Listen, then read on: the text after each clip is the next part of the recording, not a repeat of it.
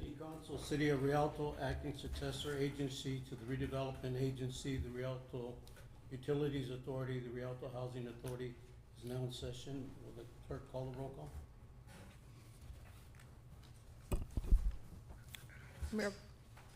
Mayor Baca, Present. Mayor Pro Tem Scott, Present. Councilmember Caricetas, Present. Councilmember Perez, Present. Councilmember Montoya, Present. City Attorney Eric Bell, Present. City Manager Tanya Williams. Present. At this time, we'll call on the city attorney to give us a highlight in terms of the executive Thank you, closed Mayor. session. Thank you. We have 4 primary items on your agenda for this evening. The first is a conference with labor negotiator.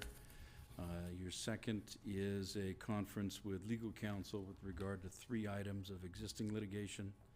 You also have a conference with legal counsel with regard to 2 items of anticipated litigation.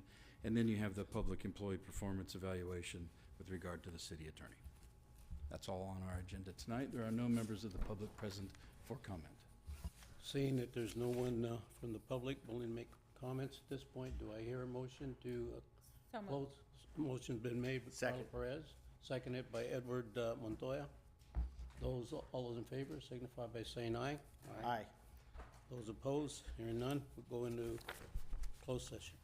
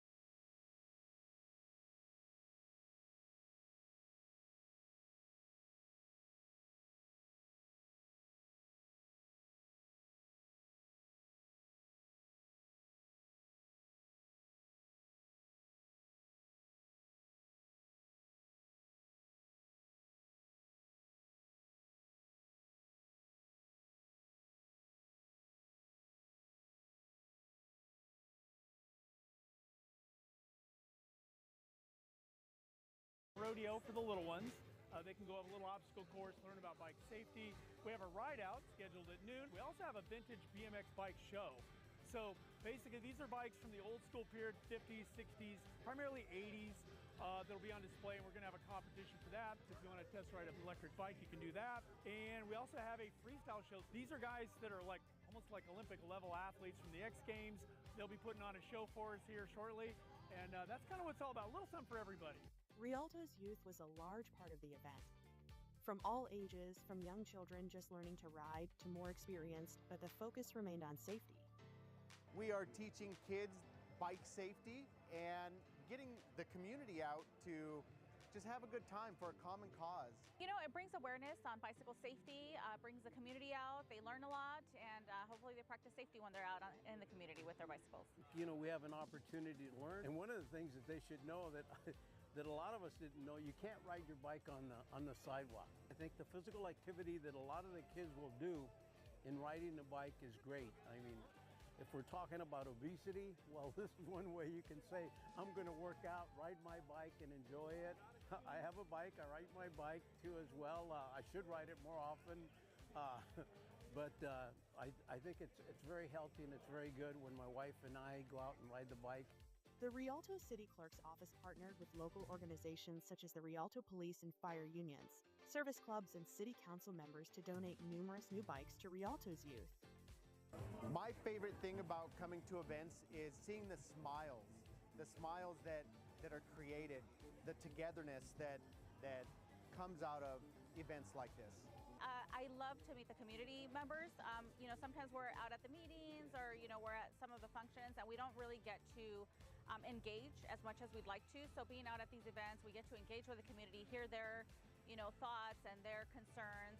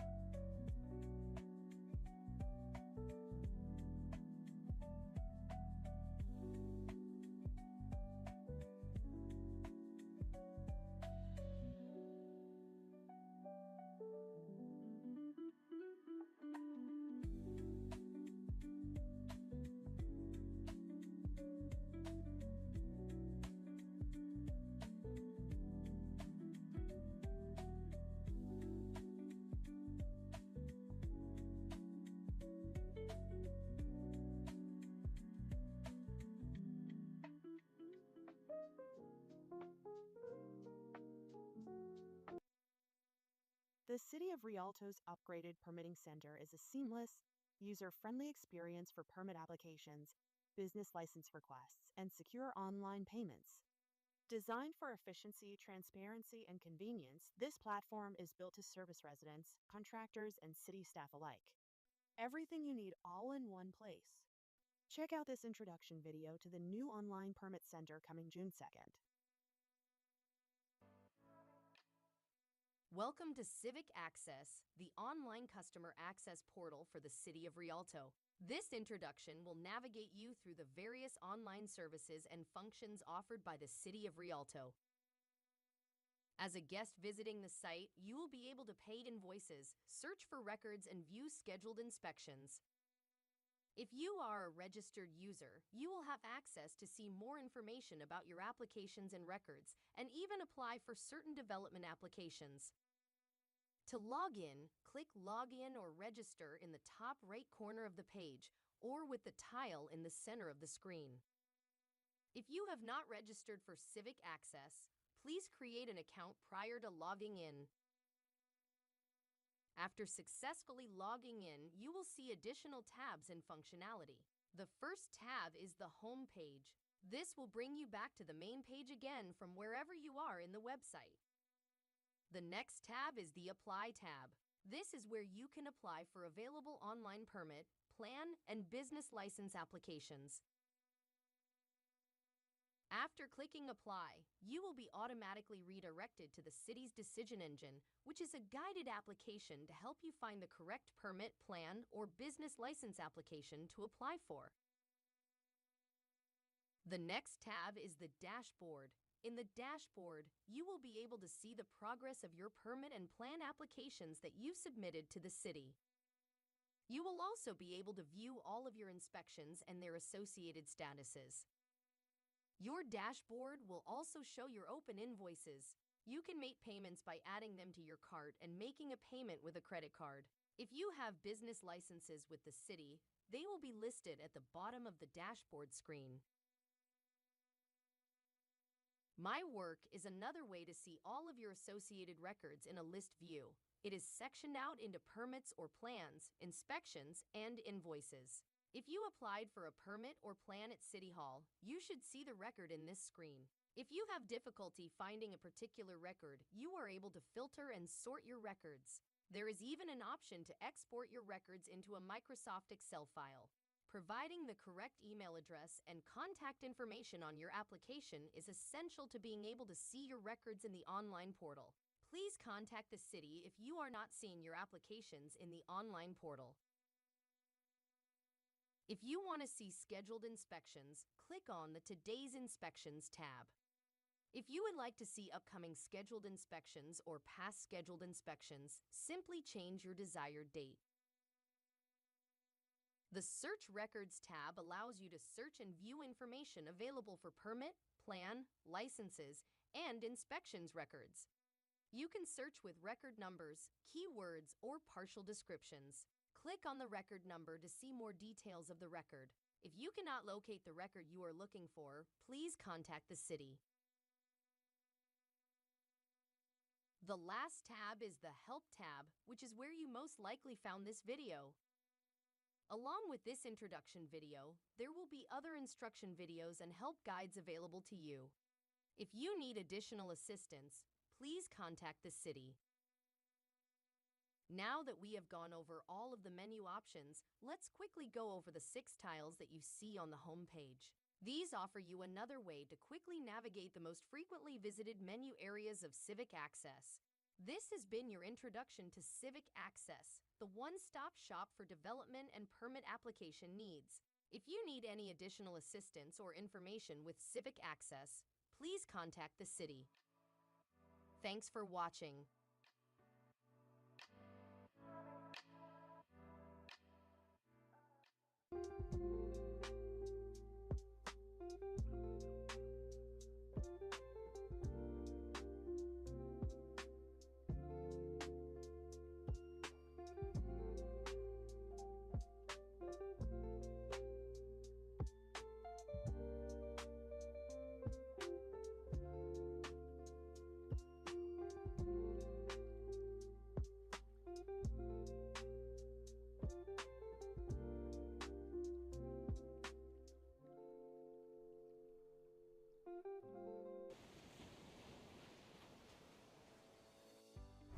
you heard about Senate Bill 1383?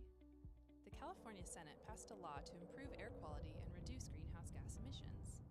This new California law will require all residents to participate in the food waste recycling program. How does it work? Residential customers will begin placing their bagged food waste into their green barrel along with their green waste. Food waste collection is already part of your service. We just ask that it is sorted differently. What is food waste? Fruits, eggshells, bread, rinds, cooked meat and seafood, bones, vegetables, food soiled paper, coffee grounds, and plate scrapings are all considered food waste. How will it work in your home? You will begin collecting food waste in its own plastic-lined container, separate from your other waste and recycling. We encourage you to use containers you may already have, such as coffee cans, small buckets, bins, or small waste baskets. We recommend a container with a lid to reduce odor. Place your container on your countertop, under your sink, or even in your freezer. Remember to bag all food waste, regardless of how you choose to collect it. We encourage you to reuse bags you may already have, such as bread bags or produce bags. Bags do not need to be compostable or biodegradable. Once full, please secure your plastic bag and place it in your green waste barrel. Please continue to use your green waste barrel as usual.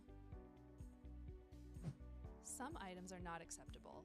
This includes trash, metal, liquids, batteries, hazardous waste, electronic waste, animal waste, diapers, glass, and paint.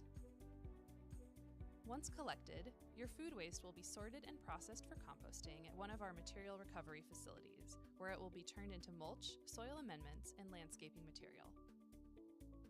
Your efforts go a long way in closing the loop on sustainability and reducing waste in California. Thank you for doing your part.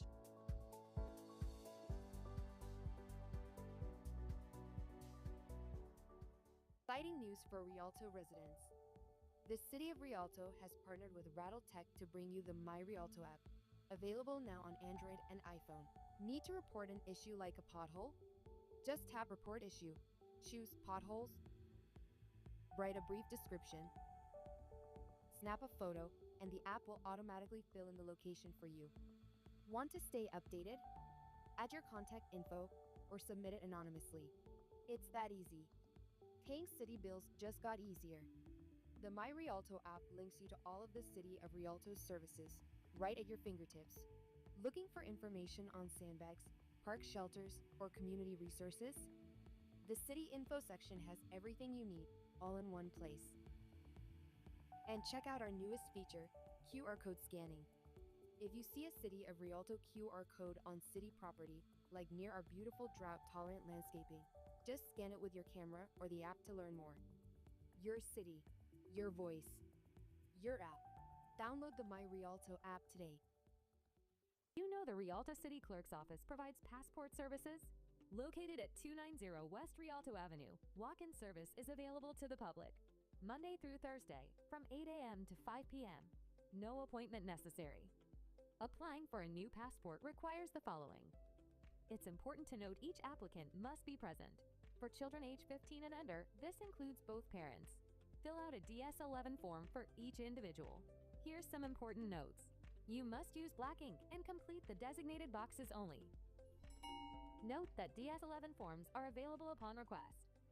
You must fill out the parent information section, even if you are an adult applying for yourself. Do not use whiteout if you make a mistake, and do not sign the application until instructed to do so by the acceptance agent. Each applicant must have evidence of U.S. citizenship. Acceptable documents include an original birth certificate or certificate of naturalization. This will be submitted with your application and mailed back to you at a later date. Proof of identity will also need to be established with a valid driver's license or identification card. Both parents will be required to show their IDs as a means of identification for their children. A recent passport photo will need to be submitted with the application. You can have your picture taken inside for a fee of $12. 2 separate payments will need to be made when you submit your application. The first payment is the application fee, payable to the U.S. Department of State using check or money order only. The second payment is for the execution fee, made payable to the City of Rialto using check, money order, cash, or credit card.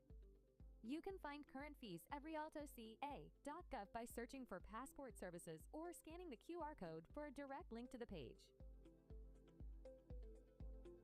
If there are multiple applicants in the same family, you'll need to submit separate payments for each application.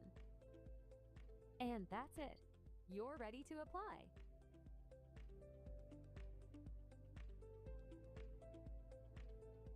If you are renewing your passport, keep in mind you can renew by mail, only if you can answer yes to these 5 requirements about your current passport.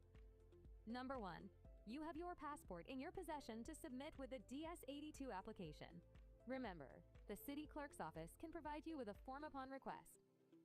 Number 2, your passport is undamaged other than normal wear and tear. Number 3, your passport was issued when you were age 16 or older. This means minor passports are not eligible. Number 4, your passport has been valid for 10 years. And number 5, your passport was issued in your current name, or you can document your name change. If you answered no to any statement, you must apply in person. If you have to apply in person, follow the steps to get a new passport. If you meet the 5 requirements, you can renew by mail with the submission of your current passport, DS-82 form, a recent passport photo, and your payment. For further questions regarding passport services, contact the Rialto City Clerk's office at 909-820-2519 or visit the office located at 290 West Rialto Avenue. Normal business hours are Monday through Thursday from 8 a.m. to 5 p.m. We are here to serve you.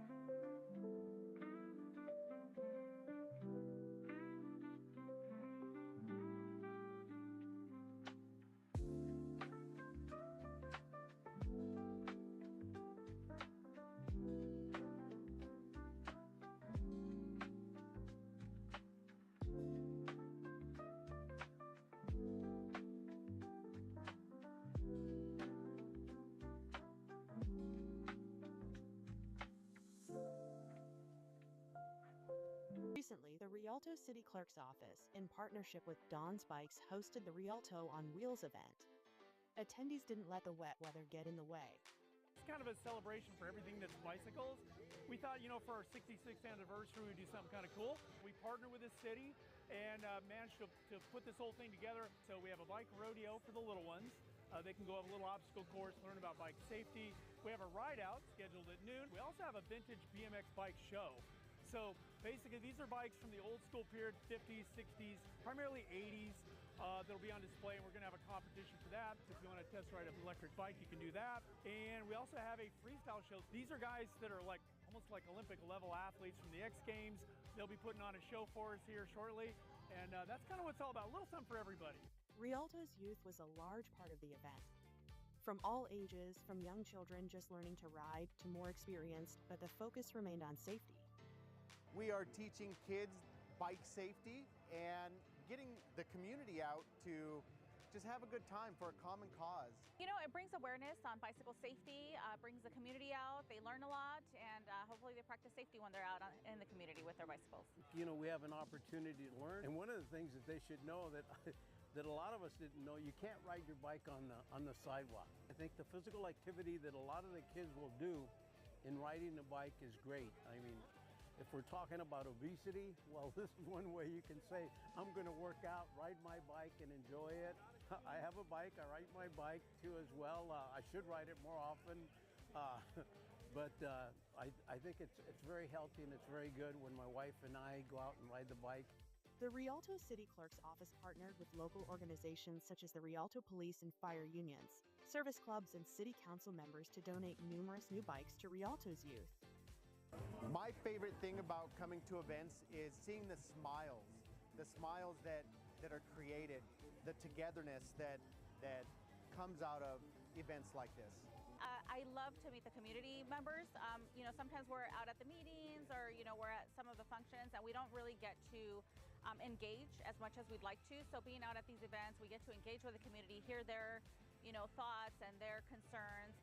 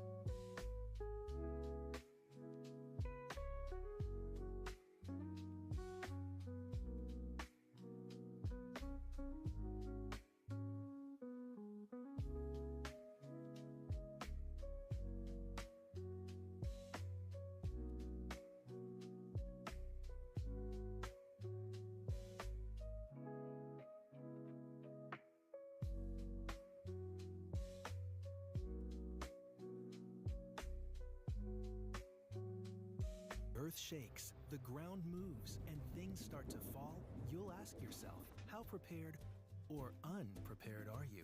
Have you removed objects from over the bed and over your head?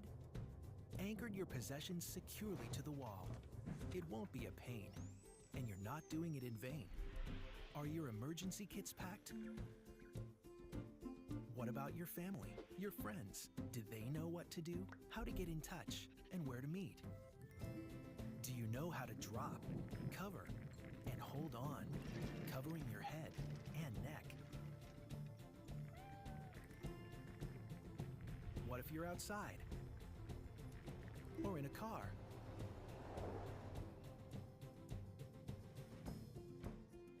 After the shaking stops, look around. Figure out what to do. Stay away from damaged areas. Turn on a radio. Reach out for help. And if you're trapped, do not move about. Stay calm. Only shout as a last resort. Once everything and everyone is safe, get prepared. An aftershock could be on its way. So before the earth shakes, the ground moves, and things start to fall, get prepared. Make a plan. Practice what you know, because an earthquake can happen anytime, anywhere. You never know.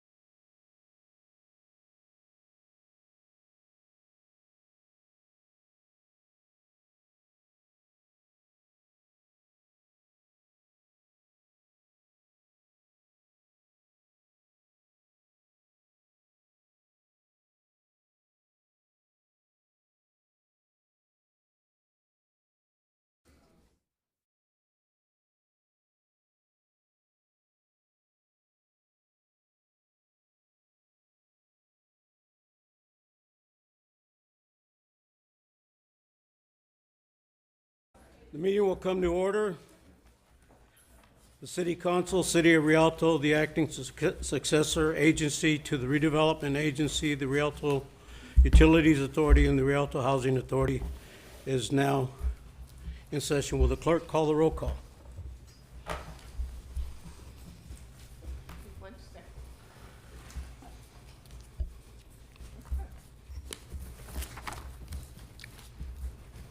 Mayor Barker, Present. Mayor Pro Tem Scott, Present. Councilmember Carricellis, Present. Councilmember Perez, Present. Councilmember Montoya, Present.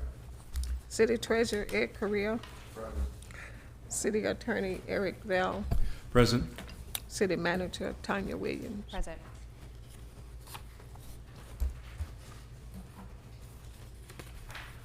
All present accounted for.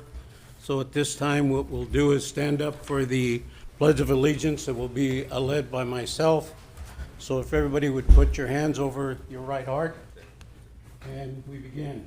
I pledge allegiance to the flag of the United States of America and to the republic for which it stands, one nation, under God, indivisible, with liberty and justice for all.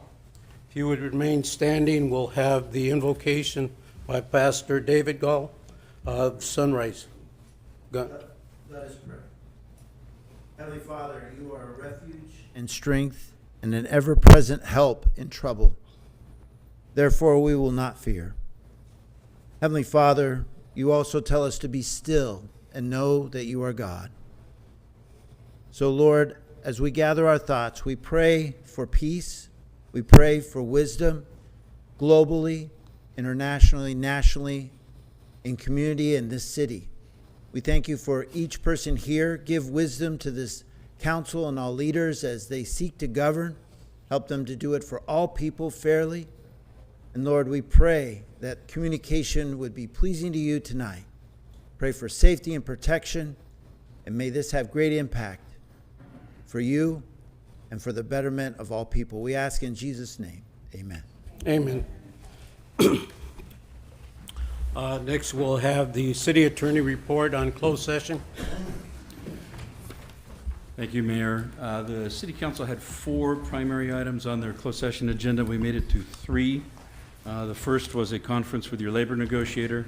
You had briefings from the labor negotiator and gave direction. There was no other reportable action on that item. Your second item was a conference with legal counsel with regard to 3 items of existing litigation. You received a briefing from the city attorney's office on each of those matters and gave direction, but there was no other reportable action.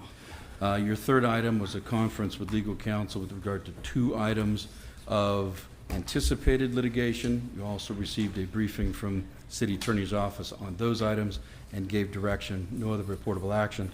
The fourth item is a public employee performance evaluation.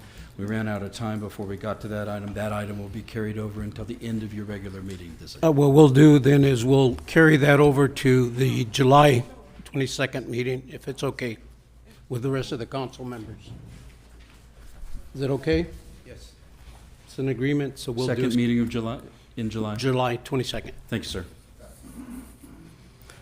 Next, we have presentations and proclamations, and I will be doing that, and that's for your service appreciation to the Fire Chief, Brian Parks.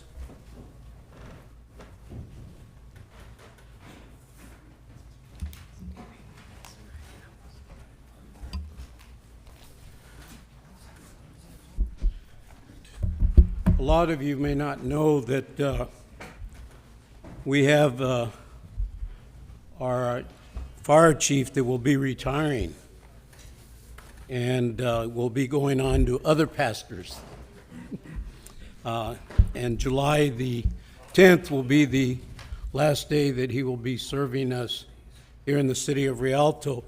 But we also wanted to recognize him for the years of service that he has provided along with the rest of the department. So it's not just him, but it's also the department as well.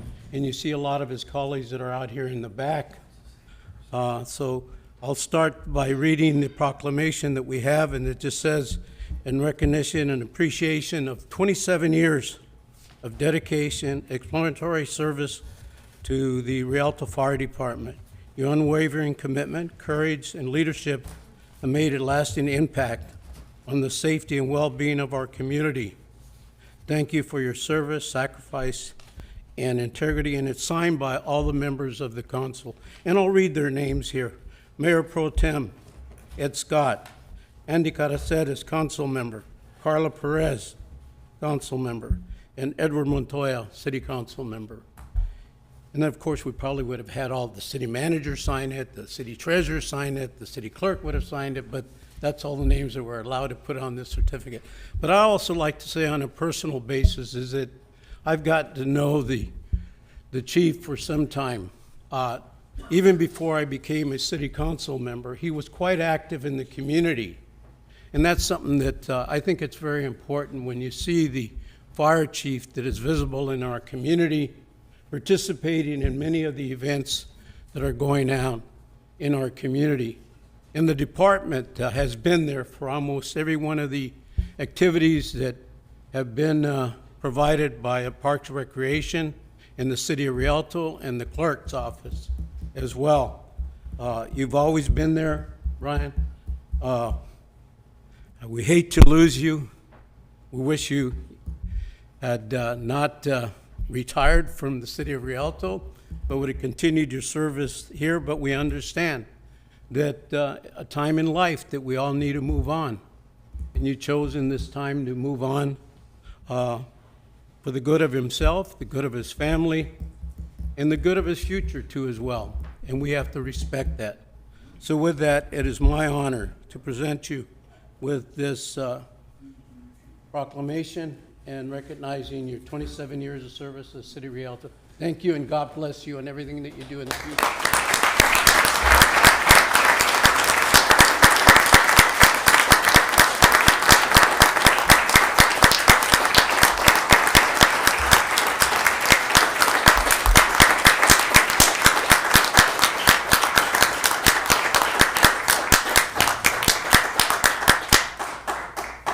Thank you so much. I told Tanya this morning I was out of tears, so we'll see how long that lasts. This community took my family in as a family member, as a community member. I remember my first paramedic shift here in 1997. First day, we burned down a house right across the street. Second day, we burned down another house right across the street, and there's no more houses on the street. So learned a lot about fighting fire here in Rialto and about being a good paramedic, but learn more about being a good person, about being a team member, about being a dad, about being a family member. And I just wanted to, from the bottom of my heart, my family has been the rock of my life, my wife especially, my kids.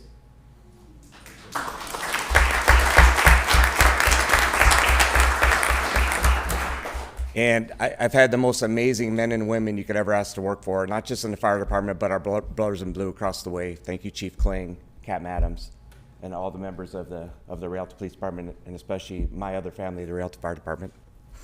Our sister departments, what a great relationship with Shaima and all her staff, and Cynthia and Tim and Scott, city clerk's office, city treasurer's office, and the city council members have taken such good care of us, the fire department, my family, this community. It's been the honor and the privilege of a lifetime to do the service that we've done here. And the city is in good hands. Chief Kling, life takes you in strange directions, and Lord has taken us in a different direction now. It was unexpected, and it's like the mayor says, we're gonna take care of our family now and start a new transition. The community members here, I know you're here for the public hearings, but for the bottom of my heart, it's been the honor of a lifetime to serve you. The men and women of the Rialto Fire Department show up every day, day and night, 365 to serve you. And so I can't tell you how grateful the members of that organization are for the community support that just pours out every day. So thank you to the community. And I just want to say you are in good hands. The city's in good hands. You have a steady hand in a city manager. You have a steady hand in a city council. You're doing amazing things. My favorite city clerk still works here. She will for a long time. So you're in great hands there, Barbara. So, I'll just say that sincerely. It's been the honor of a lifetime to serve. with you, next to you, and for you for the better part of my whole adult life. So thank you.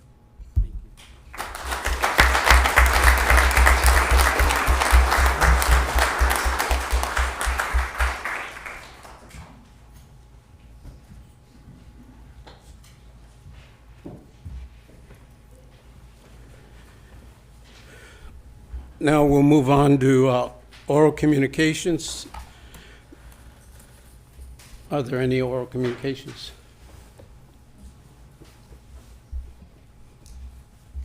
Yes, you have, well, let me just be clear.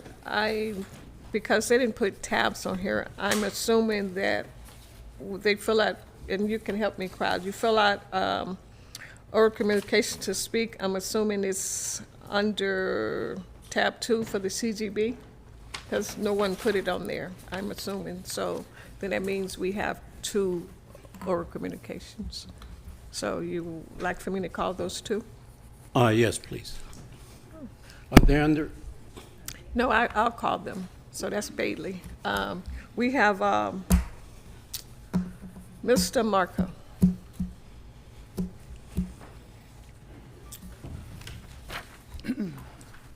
Buenas tardes a todo el comité. Yo soy breve porque yo sé que hay mucha gente y nomás quiero preguntar, porque hace 2 meses vine quiero hacer una junta con la señorita Cintia y con ustedes del board para aclarar mi situación, para decirle cómo estamos trabajando la liga. Mi liga, el Rialto United, tiene 30 años de experiencia, pero todavía no recibió ni una llamada ni un comunicado. He says, good afternoon, committee. He met with you guys previously to discuss some questions that he had about his league with several years of experience, and he wants further clarification because he has not received correspondence in the form of a phone call. Ya faltan 2 semanas para abrir el parque y como el año pasado fue lo mismo, me estuvieron haciendo largas y al último dijeron que pues no me dieron el permiso y pues ya faltan 2 semanas y no tienen una comunicación. Solamente quiero saber si voy a tener una junta o no, si no para entrar al plan B. Yo no quiero crear problemas, pero el problema es que no me están resolviendo. Ustedes como líderes de la comunidad, es necesario que yo le mandé a mis carrizales las fotos de todos los grupos que tengo de soccer. Son muchos niños, le mandé las fotos y también los trofeos que di y lo que estamos trabajando. So he says that the park is about to open in 2 weeks and he hasn't seen any follow-ups on his request. And he is asking for a follow-up on his request because he would like to create a plan B. He says that he has already sent proof to 2 of the council members here, Carazelis, and that he is just looking for an answer if he will be able to participate or not. Afortunadamente, grupos que se formaban aquí en mi liga hicieron sus cosas y por hacer lo mismo que estaba haciendo yo, no importa, yo voy a seguir siendo fuerte y yo tengo muchos niños de Rialto y si lo quieren contratar, yo los voy a citar aquí para que vengan para que vean qué es lo que está pasando, porque yo vengo solo, pero no estoy solo. Atrás tengo muchos grupos, muchos coches, muchos niños de la ciudad de Rialto, pero siempre es lo mismo. Primero fue la otra liga, ahora otras personas, y pues eso yo pienso que está mal. Pero yo nomás quiero que me den la oportunidad de aclarar las cosas, y una sola oportunidad. Y si no pasa nada, no hay problema. Pero también quiero que, así como el otro grupo hizo una liga de fútbol, yo no hice liga en Jerry's Park. Yo no hice liga. Solamente lo tenía para entrenamiento de los niños y de vez en cuando hacía scrimmage. Es todo. So he's saying that another team has unfortunately done similar things and he has not seen the same actions applied to them. He's saying that he only is asking for one chance to plead his case and that if you don't side with him, he'll understand. But that he has several members, both coaches and soccer league participants behind him who stand behind him and who need the answers to be able to proceed. Eso es todo. Si le dan el permiso a esas personas, yo quisiera que sea como dije la otra vez, que sean justos, como dijeron hace rato, que tienen que ser justos. Si yo cometí un error o hubo un problema, yo ya cumplí por un año que me castigaron justamente. Yo soy injusto porque las personas que vinieron aquí son las que hicieron lo que están haciendo lo que estoy haciendo yo. No es otras personas diferentes. Hay gente que me apoya, que está conmigo, y eso es lo que quiero más recordarles. So he's saying that he's been punished for a year for his transgressions, and that he's asking for a chance. He's saying that others are committing the same offenses, and he doesn't feel that it's being appropriately applied to him, and he's asking for justice. Y por último, la Liga Rialto Binaria tiene 30 años de trabajando, y siempre he tenido conflicto con otra liga, y ahora son dos ligas que hay como que me hicieron algo malo, pero que Dios me la bendiga. Yo siempre Dios me socorre, porque yo les veo de frente, yo no hago nada malo, y de frente los hablo a todos, de frente. Voy con la frente en alto, porque yo no he cometido un error. Eso es todo. Muchas gracias. After 30 years of experience with the Rialto Soccer League, he says that there are 2 leagues that have gone against him, and that he says, as a witness to God, that he says everything as it is and to your face, and that he feels that justice should be served. Muchas gracias. Thank you. Okay, gracias por viniendo hablando otra vez con los otros. I'd just like to ask a question. Sure. So, number one, quería hacer la pregunta que si ya le dieron la dirección de todo lo que tiene que hacer y lo que tiene que traer. I'm asking the question, have we given him the full direction on what he needs and what he's stuck on, what he can't complete? Because it seems like he just continues to come. Usted continúa viniendo, pero si le han dado la dirección de qué es lo que tiene que obtener, ¿por qué no lo ha obtenido? Número uno, no tiene que contestar ahorita. Cuando se dirija afuera, puede hablar con los que les han estado ayudando, but I just need to find out if we're giving him the clear direction and he's either able to fulfill those needs or not. Eso es lo único que le quiero preguntar a our department to see if we have given him the right direction so he continues. Yes, so we provided, after the last meeting that we had with both you and Mayor Pro Tem Ed Scott, all of the information that he needed in order to obtain and to get back into good standing. Aside from him clearing backgrounds, nothing else has changed. So there's no charter that he belongs to still. There's been no further movement for us to be able to reinstate him and give him his permit. So there's still the few items that he still has not been able to complete. Correct. And I emailed him a few days ago, I want to say sometime last week, about working on setting up a follow-up meeting.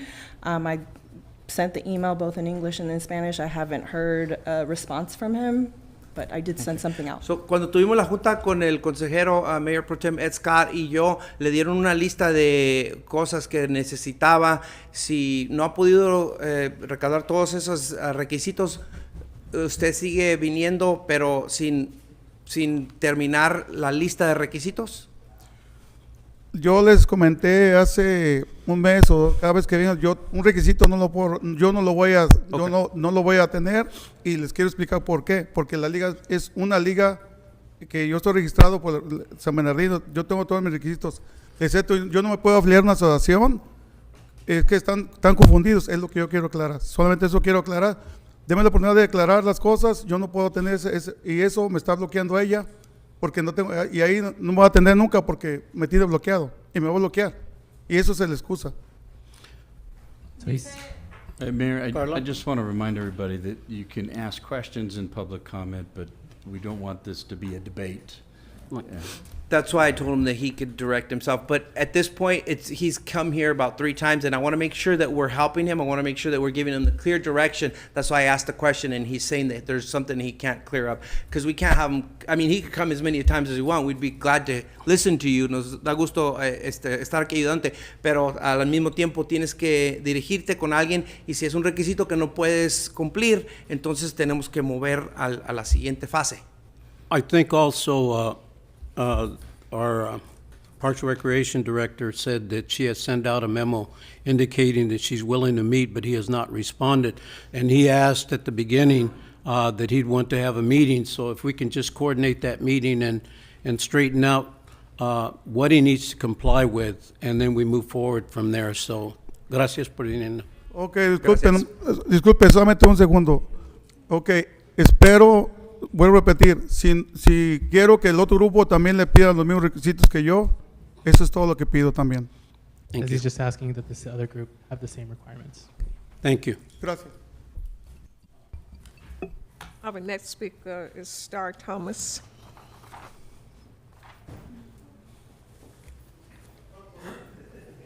Hello. I'm a very nervous and timid person, so I wrote everything down. My name is Star Thomas. I grew up going to school in Rialto. This is my first time attending a city council meeting. I came to speak up and give gratitude to our law enforcement, teachers, city council members, and first responders. Though I support a good majority of cities in the county, there's always been something special about the city of Rialto in specific. From personal experience and the testimony of others, you all have been nothing but amazing, and I couldn't give enough gratitude.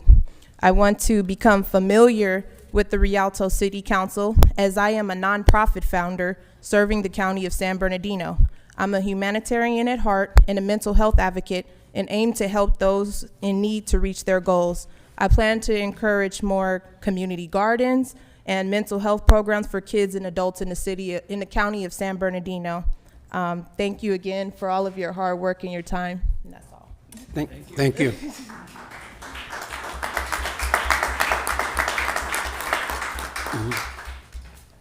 Next. Mayor, that's all we have on our communication. Everything else will follow under your public hearings. Thank you. We'll now move on. The City Council will consider removing or continuing any item on the consent agenda. Move approval of the consent calendar. Motion's been made by Mayor Pro Tem Ed Scott to approve the consent item, seconded by Andy Caraceres. All those in favor signify by saying aye. Aye. Aye. Any opposition? Hearing none, consent item is approved. We'll now move on to tab 1. Good evening, Mayor and City Council. Tab 1 will be presented by Scott Williams, our Director of Finance.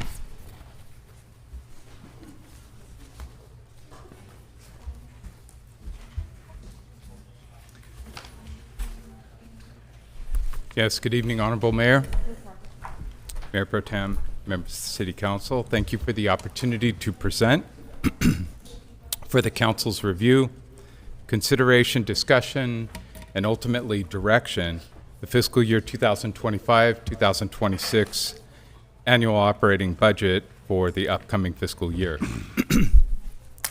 By way of reminder for anyone unfamiliar with the process, the fiscal year begins July 1 and runs through June the following year. In this presentation, we'll cover the proposed general fund operating budget for this upcoming year.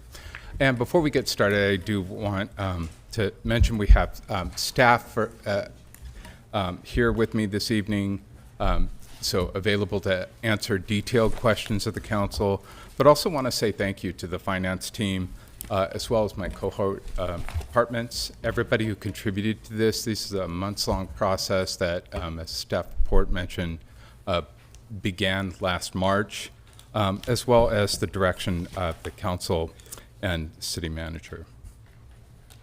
So as noted in the staff report in terms of budget strategy, what we are proposing this evening, FY 25-26 annual operating budget, this is based on reasonable estimates of revenues, expenditures, any needed transfers, and estimated ending reserve levels of reserve. And it should be noted that, as mentioned in mid-year, the city is in a good place. And this is the direct result of intentional decisions on the part of the council that have included ongoing budgetary discipline while retaining operational needs of the organization citywide, building an economic base that has benefited the city, particularly over the last few years. And on that last point, in particular, the local economic engine that continues to generate increasing sales tax for the operating needs of the city. So when constructing fiscal plan for the upcoming year, there's three major elements that are considered as part of our short-term, midterm, and long-term strategy. And the first goes without saying, it's fiscal accountability. Next is sustainability of operations in addition to finances. And finally, operating efficiency. As we know, service delivery is our reason for existence. So as part of the process, each department engages in an ongoing evaluation of costs and needs. And this is a continuous process.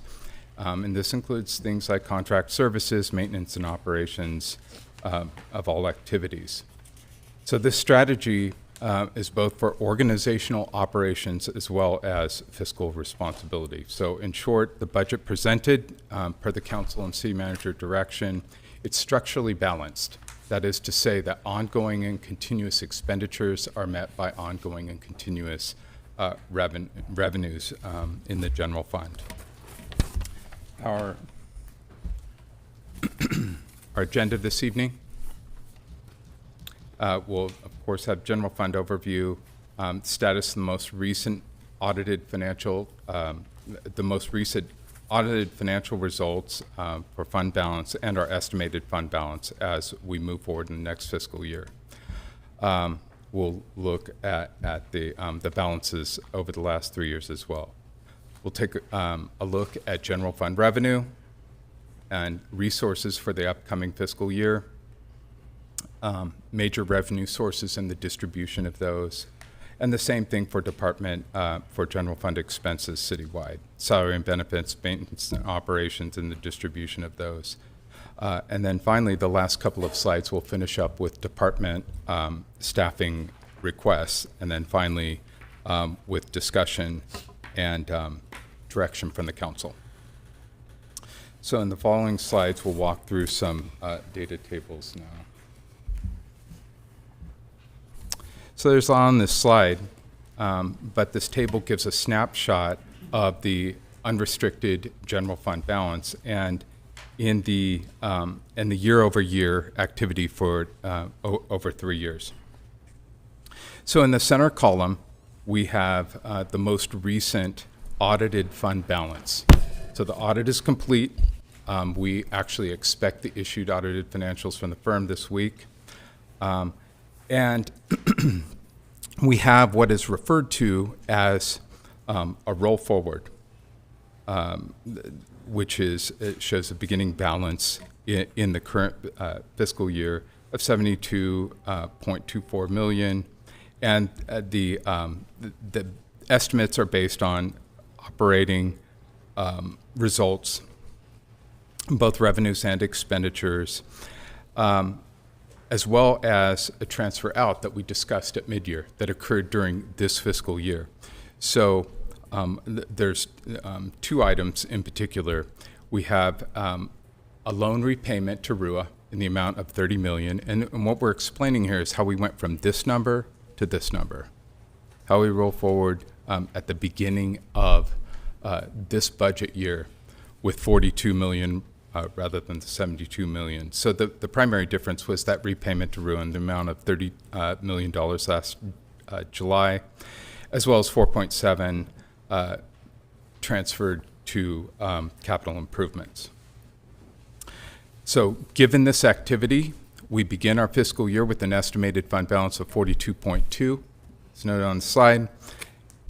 Reserve for economic uncertainty, it remains at 36.3, and that is per policy.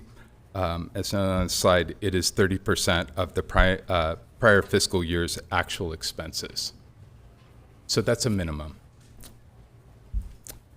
And with that activity and transfers out, the current fiscal year is estimated, not including the transfer, approximately 2.4 million. I should say at least 2.4 million to the good as we finish up this June.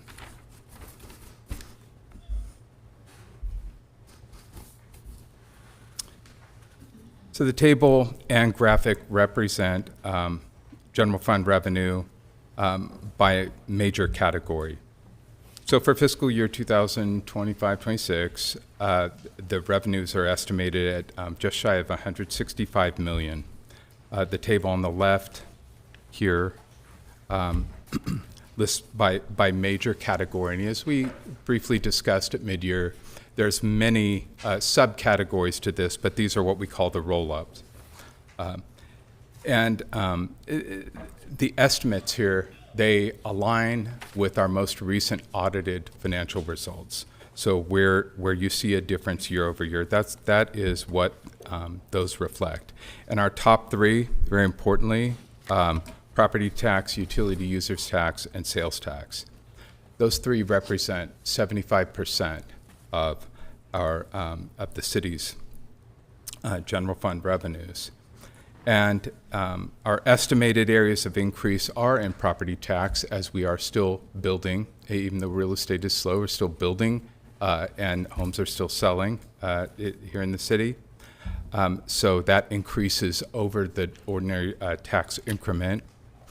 Sales tax, it just goes without saying the significance of sales tax to the city, and we do still see positive activity in spite of uncertainty.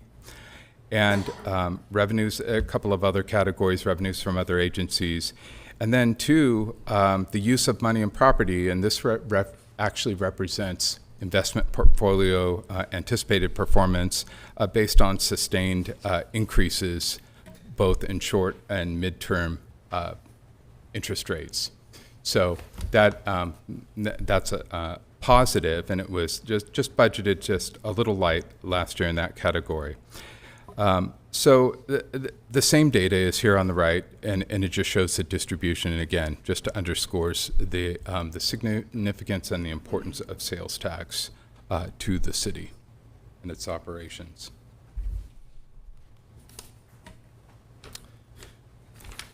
This table provides high-level overview of the proposed general fund expenditures by major category personnel and our maintenance and operations. Estimated proposed expenditures are 161.83 million, which this estimate is presenting a balanced budget of approximately 3.2 million in revenues over expenditures. And as this budget was put together, the majority of department expenditures are relatively flat year over year. There are some increases in contract services and maintenance of city facilities, and these represent CPI and the trend of inflation over the last 3 or 4 years. One area of continued challenge, as we know, is CalPERS pension costs. And these costs increase at a rate that is considerably higher percentage-wise and dollar-wise, and that's driven by market fluctuations as well as the long-term liabilities to staff.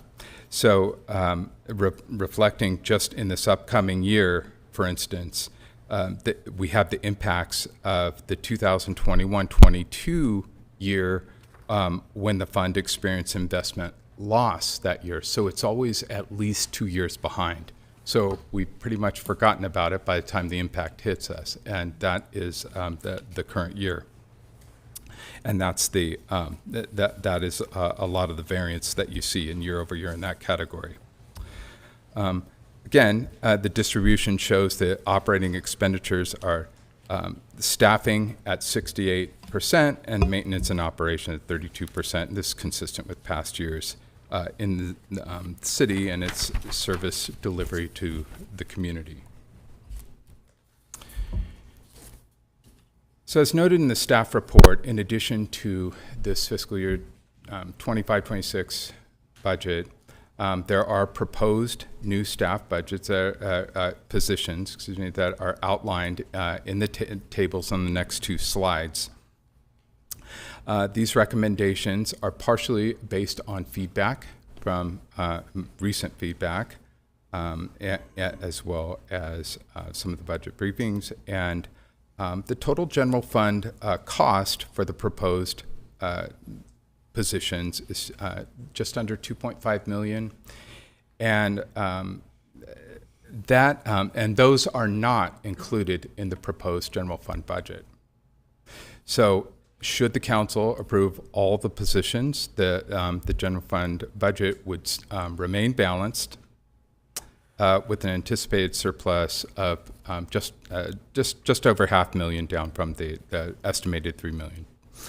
And I'll not read every description, but just the way these slides, the bracketed numbers represent a decrease or an elimination of a position. And of note, the positions do not represent a reclassification or promotion, if you will, of a currently staffed position, but these are actual requests. And I'll just walk through at kind of a high level what you see here. Community Development is requesting one new position and the elimination that you see there, and this administrative analyst. And in short, this is just providing a higher level of analytics in the department work and more responsiveness to the community. There is a title change that doesn't involve any additional costs to better align with industry standards. Public Works, we have a group of positions, and I'll cover, I'll just cite the titles that fall under the major feedback and direction. So, and that is to have core project management performed in-house. Of course, also, this is to provide excellent customer service, responsiveness to the community. And the first that you see there is construction inspector. There are 2 construction inspectors. And again, this is specific to those project management functions. Related, you have an accounting technician, 3 senior civil engineers, an associate, 2 associate civil engineers, administrative analyst, and civil engineer, assistant civil engineer, and then an office specialist. And again, this is the purpose behind this is a higher level of duties, more complex tasks. And then the facilities maintenance technician, again, that is for the new police facility. HR, there's just a couple of minor changes there. You have an administrative assistant, and this is a reclassification. Again, same purpose. You want a more complex analytic activity, and this has minimal fiscal impact, as you can see right there. And then there is a change from to risk management analyst. This reclassification from a vacant senior HR analyst is to reflect staffing needs, and it will change approximately salary savings of $34,000.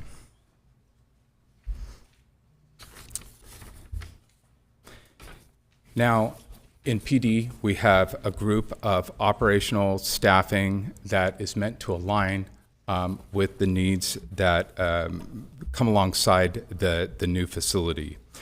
Some of these that the council has already heard discussed, but there is a request for 2 crime analysts. This relates to implementation of a real-time crime center, and these will represent the 5th and 6th of the goal of 8 total positions required to fully staff this bureau. Due to the volume of activity, there's an HR risk management analyst. Purposes position is to shift human resources responsibility isolated to police activity. And again, it's just the sheer volume. You have an IT network administrator. That's for the CAD RMS system. Police captain. This is part of the development of the organization, and ultimately a part of things like succession planning. So there is There's no, this is partially offset by CFD funding, and this goes for both the captain, lieutenant, as well as additional officers. And finally, finance. There are two changes with no fiscal impact. There's simply a change of title. What I'm looking for is a more universal, applicable title and level of work so that it's not isolated to one division in the department. And then there is the one change with minimal impact from senior accounting assistant to an accounting technician for, again, the very similar reasons to do a higher level analytical work that is universal to the department needs.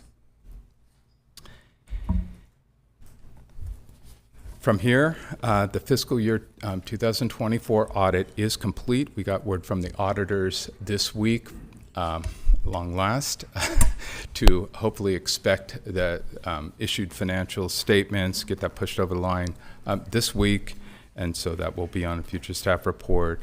And that concludes our presentation, and we will defer the council for discussion and direction. Are there any members of the council that? Where's the public hearings? Okay. What we'll then do is close the public hearing. Was there any members of the public that wanted to speak on this item? No, no members. At least they didn't fill out any, if you want to call from the audience, you can. But I didn't have anyone to fill out anything. So are there any members of the community that want to speak on this item? Now is the time to speak. Hearing none, I will move to close the public hearing. Motion's been made by Mayor Pro Tem to close the public hearing, seconded by Andy Caraceres. All those in favor signify by saying aye. Aye. Any opposition? Hearing none. Public hearing is closed. Now we'll open it up for discussion by members of the council. Ed Scott. Thank you. Thank you for the presentation. It was a good presentation, a lot of good information. I do have a few questions and some comments. Any of these reclassifications, are these reclassifications for the purpose of giving additional payroll funds to employees? The purpose of these positions are, they are meant to be new. They are not meant to be in lieu of a promotion or an enhancement of a currently filled position. Okay, so we're not reclassifying to essentially promote people up. No, I believe all of these are vacant. Okay. I have a concern about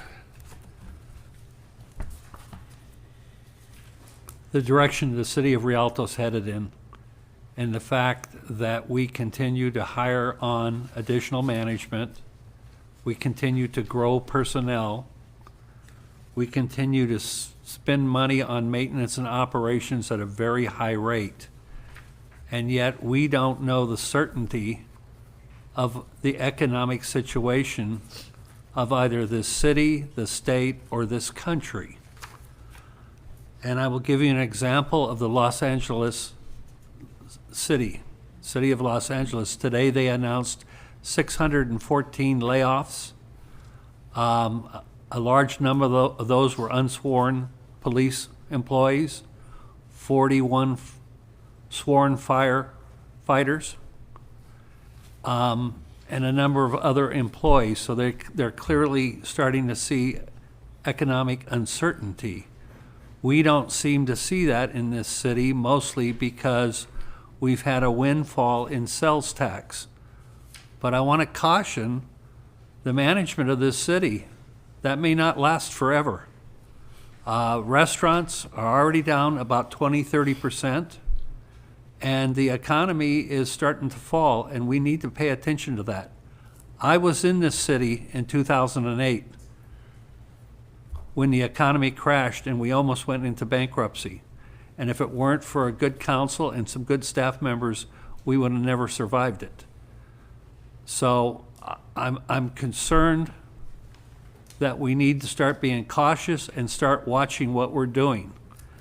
And one of the examples is supplies in the city. We've gone a little crazy with buying supplies. We need to start watching those expenditures. Everybody may think they're small, but they ultimately add up to a lot of money. I'm going to take one department that I have a little bit of a question about, which is the Parks and Recs Department, where I see services and expenditures that were budgeted for last year to the amount of about 2.5 million. When I look at the actual numbers today, it's about 1.5 million, so the two do not match. I'm being told that's because we're still waiting for invoices to come in. Whether or not that is true, I don't know, but I hope we are not over budgeting in the city. I hope our budgeting is practical, that it is accurate, and that we don't have extra dollars anywhere hidden. The other thing that I'm a little concerned about is I found that we are allowing, and we've been allowing, money to roll over from year to year.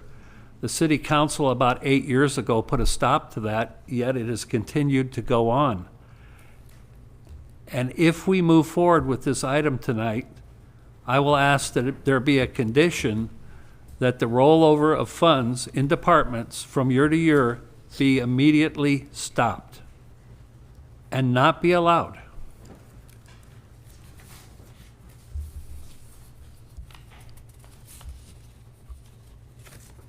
If you look at your pie chart on salaries at 68%, and you don't have to pull it up, but maintenance and operations is at 32%. The percentage of maintenance and operations in this city has grown largely over the last 10 years.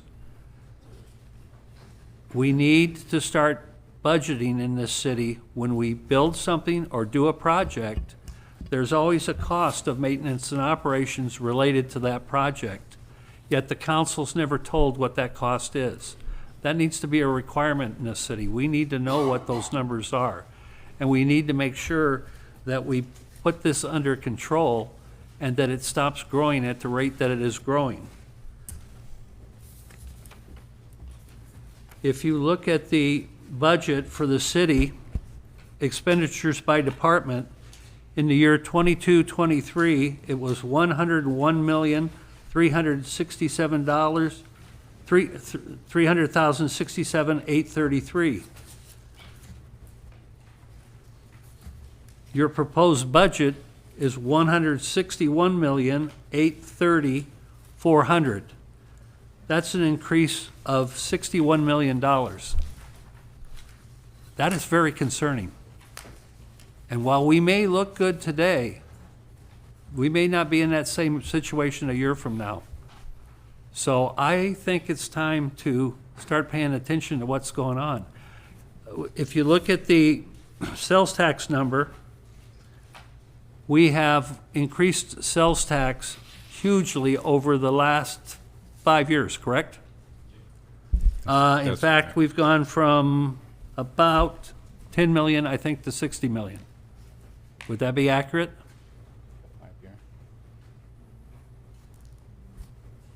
We can look that up. Fairly close? Oh.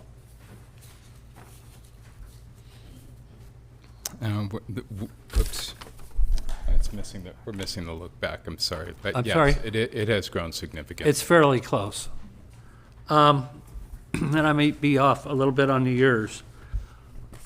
But we need to make sure, because those are one-time dollars.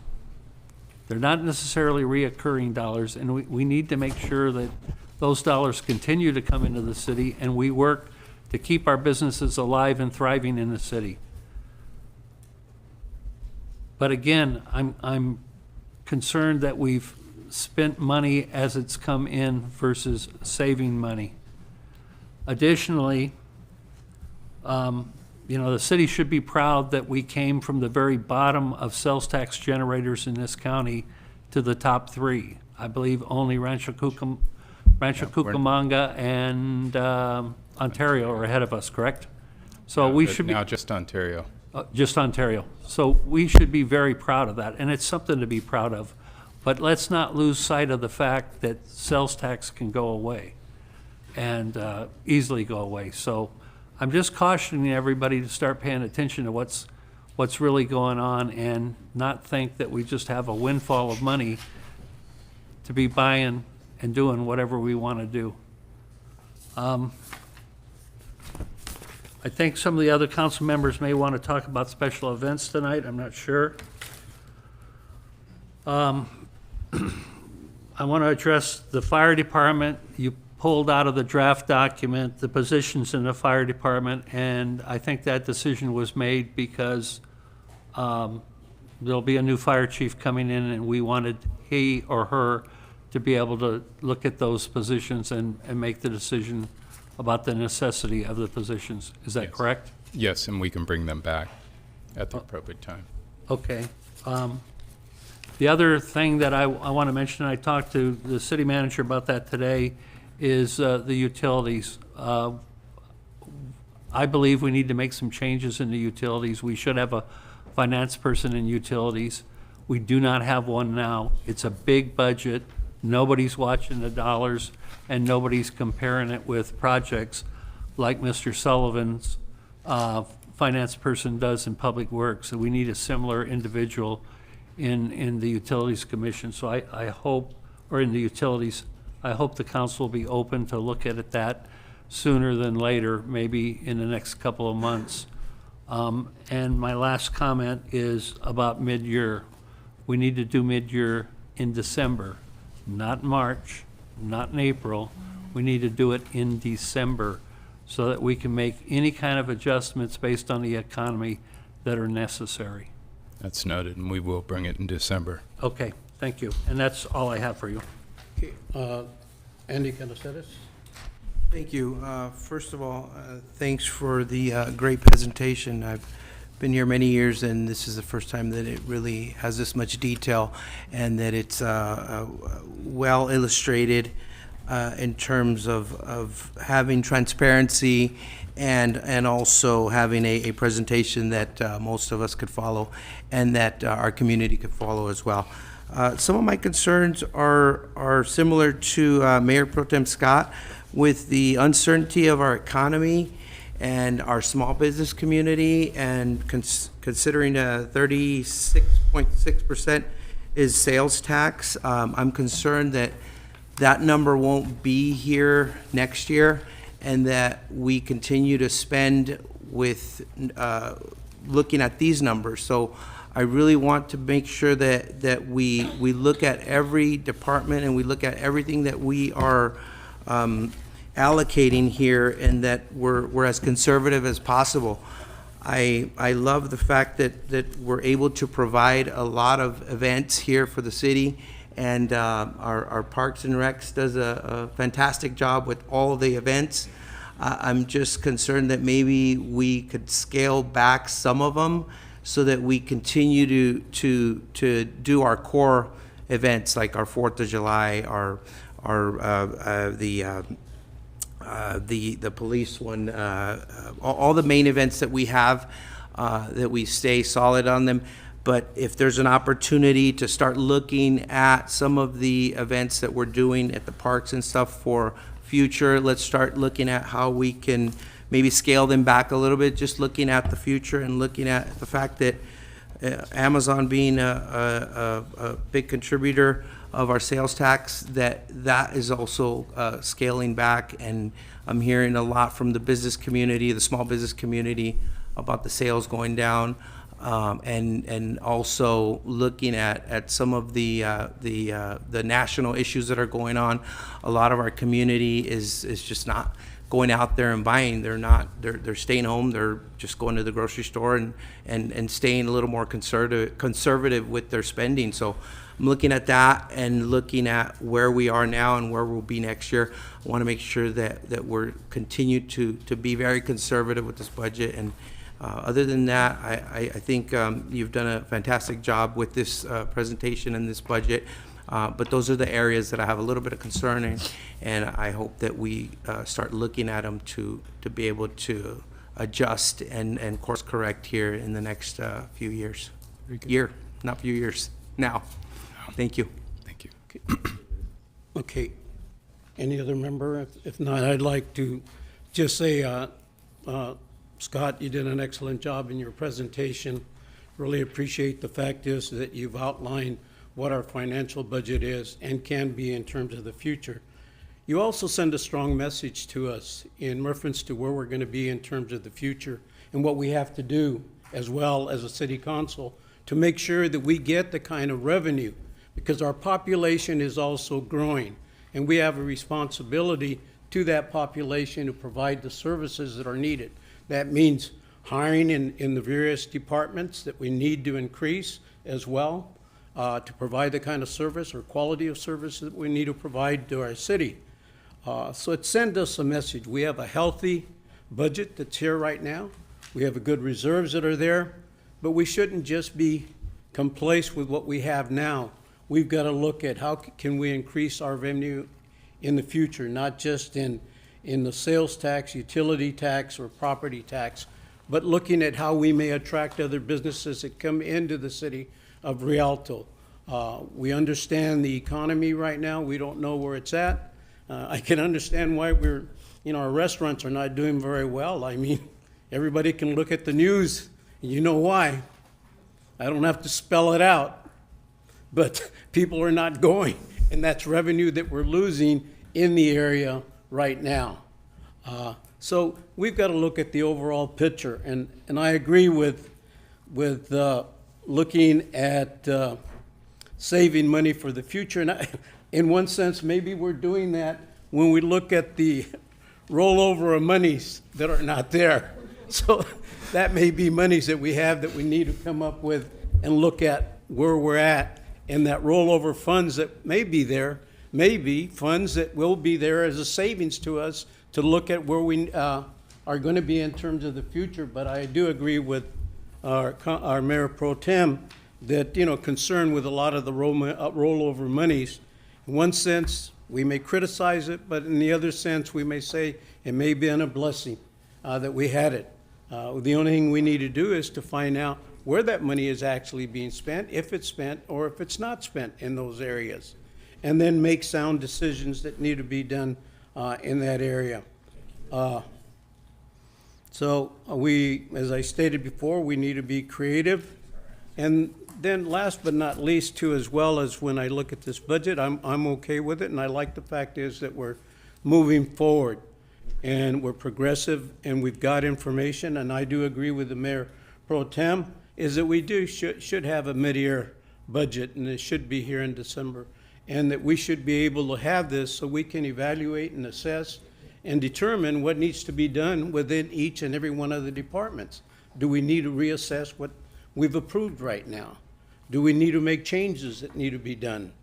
So we have to make sure that we have the appropriate information that is there. Now, getting on to special events, and I know that I'm concerned with some of those that are not included in this right now for special events that maybe should have been included. It'll be part of our budget. I've indicated, and I know that the council has to vote on it, but I've always said we should have International Day. It's not included in one of the event activities that we have. I've advocated for Wi-Fi's at our parks, and at 4 of our parks anyway. And I know one of my other colleagues has talked about, and I know that we've looked at looking at soccer fields too as well. In terms of our area, we've just addressed some of the problems that a citizen talked about earlier that we need to look at in terms of the future. We need to look at expanding our swimming pool in the area too as well. I mean, we have waiting lists. We have people that are now looking at signing up for basketball. We don't have the facilities. We've got to look towards the future in terms of what we're going to be doing there and have a budget and a feasibility study that tells us, what is it, the direction that we need to go? Do we purchase a warehouse that's out there that we can convert? Or, to have indoor soccer, indoor volleyball, or do we need, additional batting cages too as well? And I'm glad that this budget also included an all-inclusive playground for a lot of our disability individuals. I think Rialto needs to make sure that it provides for all members of our communities an opportunity to go and enjoy our parks. So I noticed that that's in there. So with that, that's all I have to say, unless there's a motion by someone in the... Mr. Mayor, I will make a motion to approve. I guess you probably want a resolution number or something too, don't you? Yes, I do. I would like for you to 8364. read the resolution. 8364. Because we have. I will make a motion to approve Resolution 8364, RHA Resolution 02.25, RUA Resolution 08-42, and Rialto Development Successor Agency Resolution 8365 for the fiscal year 2025-26, annual budget resolution number 8366, adopting the fiscal year 2025-26 appropriations limit, GAN limit, and approve resolution 8367, adopting the fiscal year 2025-26 citywide classification and compensation plan, and include in this motion to approve the requirement that no department in the city of Rialto be allowed to roll over any funds from one year to the next. Second. I'm not done yet. I hope- You're seconding, Well, you're seconding much too fast here. Well, I would like to also include directing staff to look at adding International Day to special events. And what about our swimming pool, our soccer? Sorry? Might as well add it. The additional positions, does your motion include the request to include the additional positions? yes, my motion includes the additional positions. I believe, Mr. Mayor, that this is a general fund budget, and that the other items you've discussed need to be in the capital budget, which I think we've already voted on, but we can certainly add them on towards mid-year. Mhm. And I support those items. That's it. Second. Second it. Roll call. Mayor Pro Tem Scott. Aye. I don't know who seconded. I second it. Okay, then Mayor Baca. Aye. Councilmember Perez. Aye. Councilmember Montoya. Aye. Councilmember Carricelli. Aye. Thank you. And the motion and all the resolution would include the addendums that Mayor Pro Tem have added to the tab. Thank you. Thank you. Next, we'll move on to tab 2. Good evening, Mayor, Mayor Pro Tem, and members of the council. Tab 2 is the fiscal year review of to open up a public hearing for fiscal year 2025 to 2029 consolidation plan, go over the 25-26 annual action plan. Ms. Anna Lanou is here to provide the presentation. Good evening, Mayor, members of the council, and community. So we are here to discuss the adoption of the draft consolidated plan and the annual action plan. This is the second public hearing that's required for these documents to be considered and move forward to HUD. So the process of developing the 5-year consolidated plan The plan will enable the city to continue receiving CDBG, which is Community Development Block Grant Program funds, and Home Investment Partnership Program, which we refer to as HOME funds.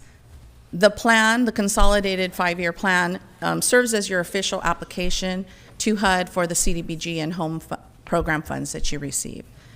And it provides a strategy for addressing your critical housing and community development needs for city residents as directed by HUD.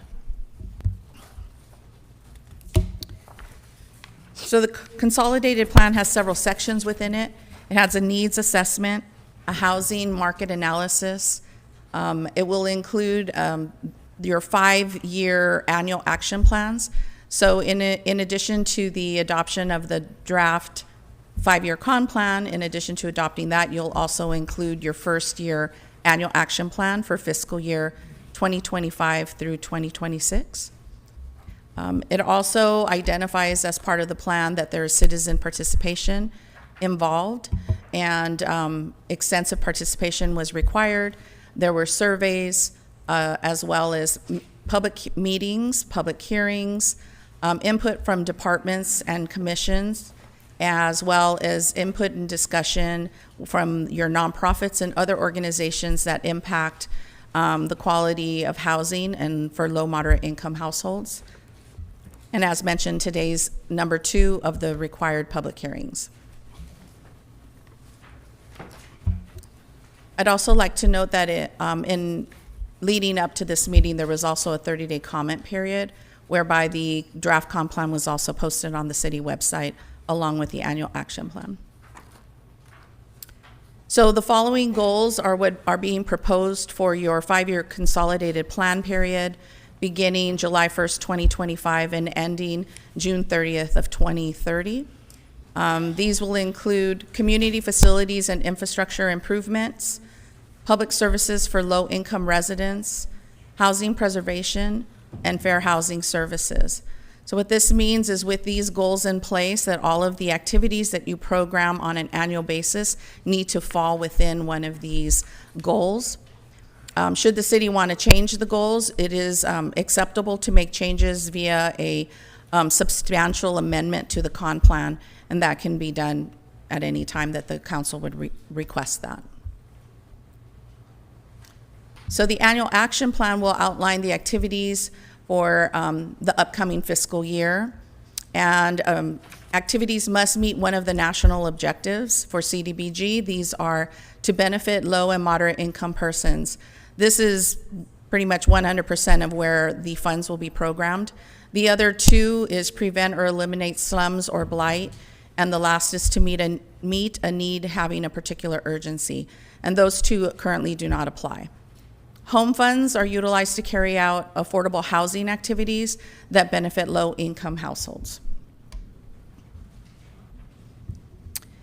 So your CDBG allocation is, $1.1 million. You're allowed to set aside 20% cap for program administration. That's $226,274.20. Your public services cap is set at 15%, which is $169,705.65. You have a Section 108 loan repayment that's required at $143,437.07, and then the remaining balance of $591,954.08 is available for non-public service activities or projects.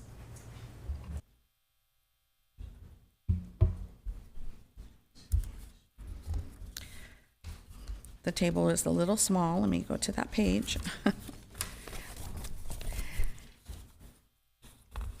So we have met with the city's CDBG ad hoc committee, and we've first reviewed all of the applications for eligibility.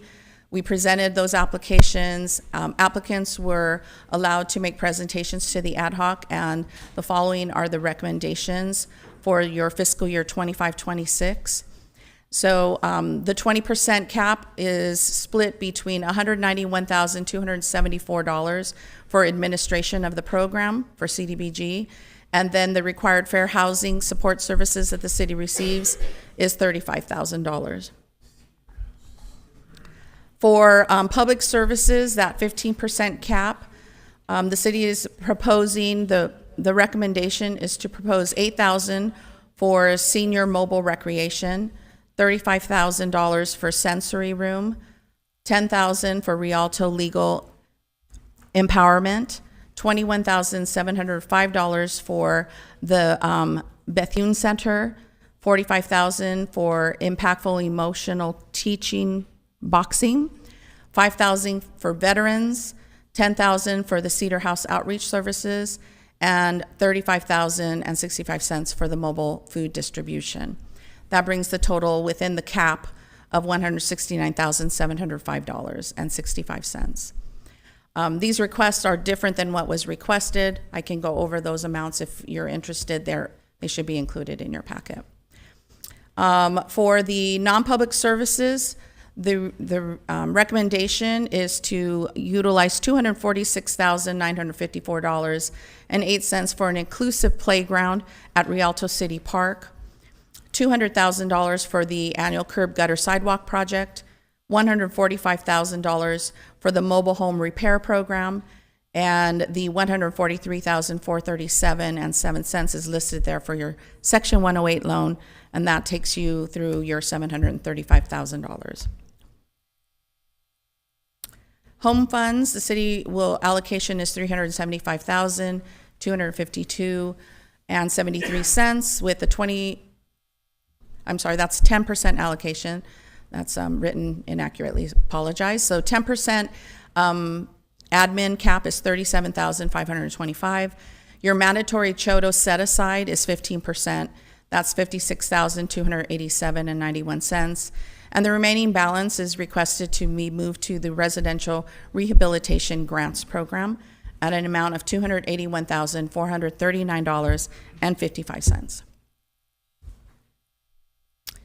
So the recommendation today would be to open the public hearing, conduct the public hearing, solicit comments from interested citizens.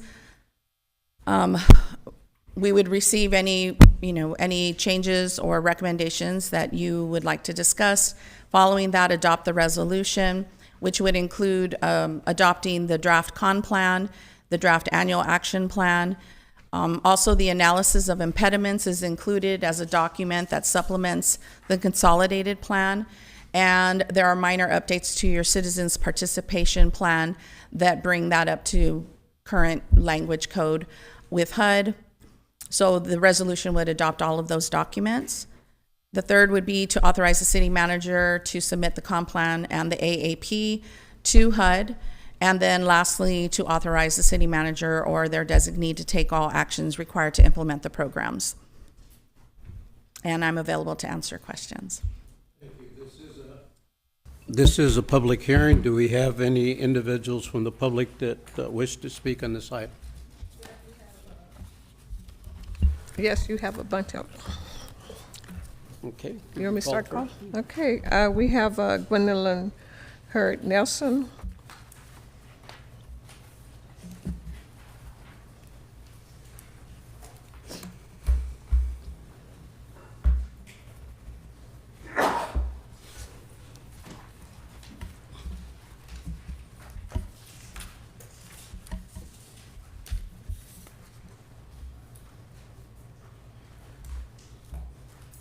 Good evening, Mayor, City Council members, and other city officials seated on the dais. I am Gwendolyn Hurd Nelson, an active member of the National Council of Negro Women Incorporated, Inland Empire Section, and a resident of the city of Rialto for 51 years. I stand before you regarding the recommendation of the Ad Hoc Committee to reduce the amount of the funding for the Bethune Center from the requested amount of $45,000 to $20,705, which would not sustain the operation of the Bethune Center and the services we provide to our diverse population of youth and adults. Has any consideration been given to the question, what other agencies exist in our city that provides the vital services the Bethune Center offers, and the collaboration we have with other agencies to meet the needs of our clientele?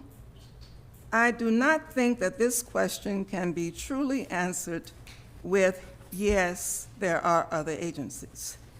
As an aside, several of the previous youth who are now adults that receive the various services offered by the Bethune Center went on to college to obtain bachelor, master's, and doctoral degrees, and are now employed with lucrative and successful careers. And some of those who live in the Inland Empire offer their volunteer services to the Bethune Center in addition to activities sponsored by the Inland Empire section. I therefore sincerely ask that reconsideration be given not to increase the amount of the CDBG funds, but add an additional $10,000 to our grant request. Your unbiased reconsideration of this request will be greatly appreciated. Thank you. Next speaker you have is Amy Malone.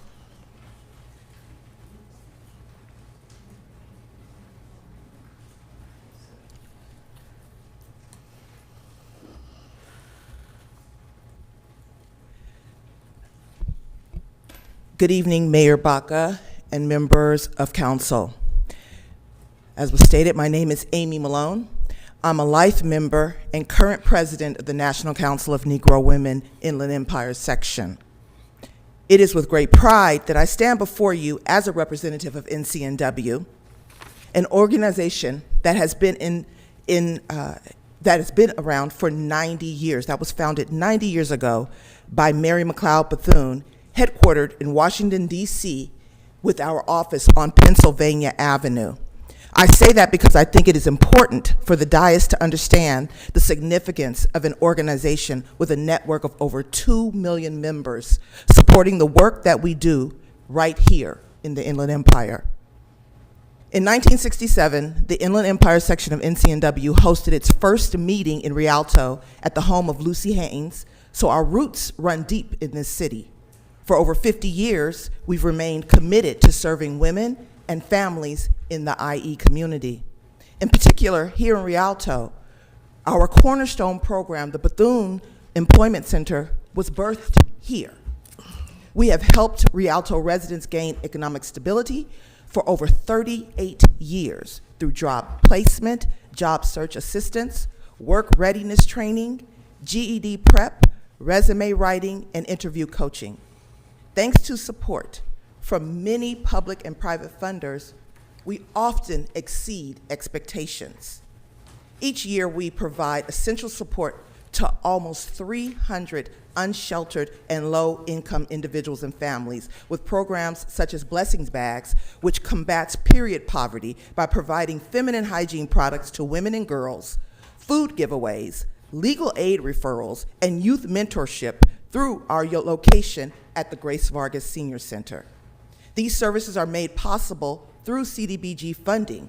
The proposed $25,000 reduction would significantly impact our ability to provide these services. Therefore, I respectfully ask the council to reconsider and increase our funding by $10,000 rather than taking money from us. With long-standing partnerships including Rialto USD, Family Health Services, the Neighbor Clinic, and the Grace Vargas Center, we are committed to doing more, not less. With the support of the City of Rialto, we can strengthen our programs and expand our services to ensure we continue to meet the impacted citizens of Rialto, those that are most vulnerable and who need the work that we provide and the services that we provide. As a member of this great organization, I stand on the shoulders of women such as Lois Carter and Wilhelmina Carter. We stand here with pride because we are used to working.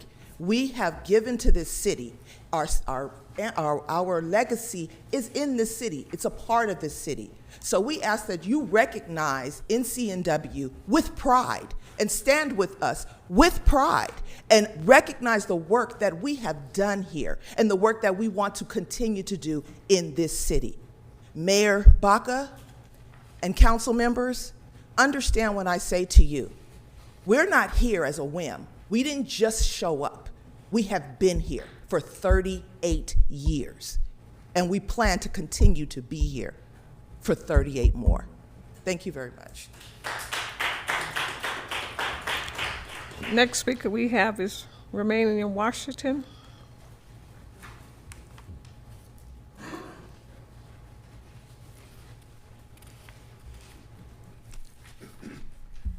Good evening, Mayor Baca and Rialto City Council. My name is Romaine Washington, and I am an active member of National Council of Negro Women Inland Empire section, and I'm also the historian. The IE section of NCNW has served the community of Rialto since 1968, as you just heard. Over 50 years, we have been dedicated to serving women and their families. And despite our mission statement with wording that focuses on Black women and their families, we serve all of the community members. The National Council of Negro Women is not an exclusive organization. We welcome anyone who chooses to join and serve, including men and other ethnicities. We maintain our name because it is recognized as an organization who serves the community, and our name and mission statement are not titles of exclusivity, but rather are a legacy title and mission that carries the vision of educator and civil rights activist and friend of Eleanor Roosevelt, Dr. Mary McLeod Bethune. NCNW of the Inland Empire has a legacy to serve the most vulnerable in the IE, and with equity and empowerment at its core, we continue to do so to this day. One of our key programs is the Bethune Center, which annually provides assistance to hundreds of unsheltered and low-income individuals and families. From the Bethune Center, we provide meals and food during the holiday season. The Bethune Center provides gift cards for seniors, which we know are a growing vulnerable population. The Bethune Center provides food, gift cards to those suffering food insecurities. NCNWIE and the Bethune Center provides hygiene products to unsheltered individuals in Rialto parks, and the Bethune Center provides clothing to those in need. NCNWIE and Bethune Center partners with several organizations, including Rialto USD, Rialto Family Health Services, Neighbor Clinic, and Grace Vargas Center, and Community Action Partnership of San Bernardino County, Inland Fair Housing, referrals to serve all of the most vulnerable people in the surrounding community. The Bethune Center has a 30-year proven track record and significant ties to the community of Rialto, as we have just heard. The CDBG funds help the Bethune Center provide vital services to the residents of Rialto, and respectfully, we ask that you reconsider cutting funding, crucial funding. As a community organization, we are working to serve and support more people. The recommendation by the ad hoc committee to reduce funding by $25,000 will have a critical impact on the Bethune Center operations. Therefore, we ask that you reconsider and add an additional $10,000 to the grant. Thank you for your time. The person we have to speak is Deborah Jackson.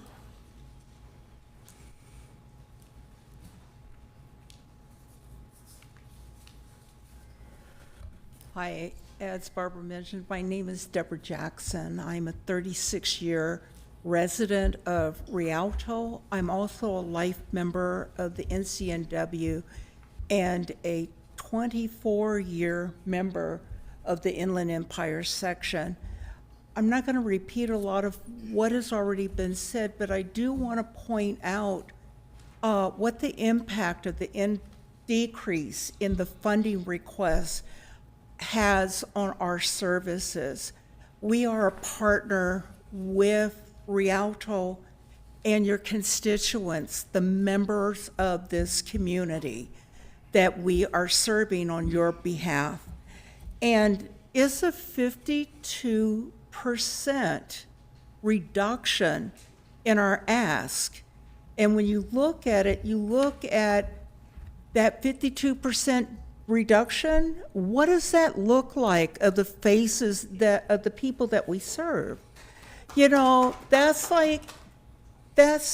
40 to 50 young adults that will remain unemployed in our community, and employers who won't have skilled laborers to work. You talk about Mayor Baca and the Mayor Pro Tem talked about the reduction of sales tax here. Well, what about your reduction of your skilled employers for the employers that are still here? And then the other thing that you have to look at is the reduction of almost 200 people that we project over the years that are elders, that are individuals, that are family, that don't have food to put on their table, don't have shelter, don't have any way of being cared for. And this is what that 52% reduction is going to look like on the face of the people that depend on you, city council member, to help support them and provide services. We're asking not to cut these people out of the picture, but to increase our ability to be able to serve them, not to decrease us by 52%, but add to our budget $10,000 to be able to serve people. You have to look at it like this. Are these the faces that you want to see on your constituents that we can't serve? Are these the people that we could empower to vote that we cannot serve? Are these the people that you want to answer to that we cannot serve? These are the people of Rialto. These are your neighbors. These are your church members. These are the people who go to the Grace Vargas Senior Center that you guys have funded, that are asking for food, that are asking for help, that are asking for employment because they can't make it on the dollars that they make. And you are absolutely right, sir, when you said we don't know what the economy is going to be like in the next year. So do you want your grandmother, your grandfather, your great-grandmother, your great-grandfather, your uncles, your children to suffer from the lack because there are not the nonprofits in the community helping them out? We are your partners. We're not your enemy. We're not blood-sucking off of you or anything else. We have been your partners in this community for years. So if you want to know how you can help serve your constituents, the people that you have taken an oath to serve, if you want to know how you can help them, then help us help them. And together, we can make a positive future for them. I ask you for your reconsideration, and I thank you for your time. Next person we have to speak is Mike Story.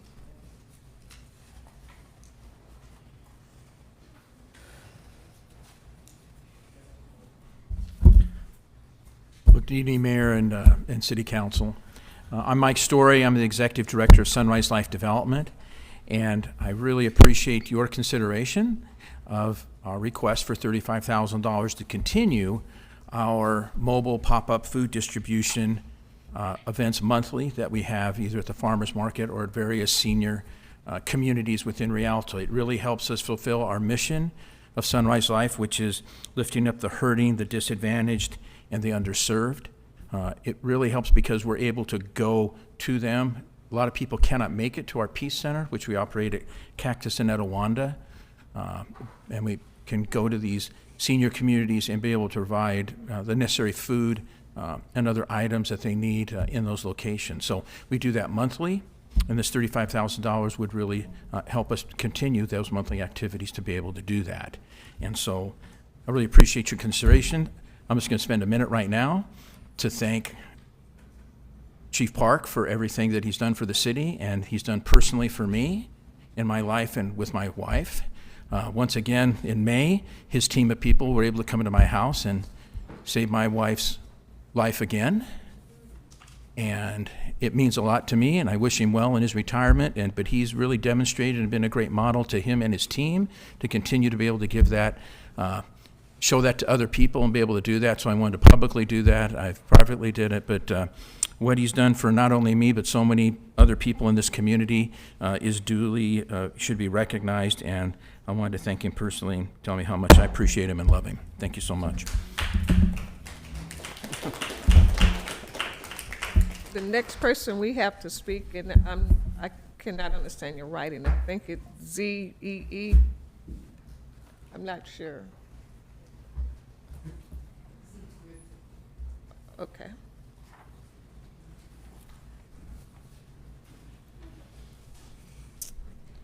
Good evening, Mayor Baca and Council.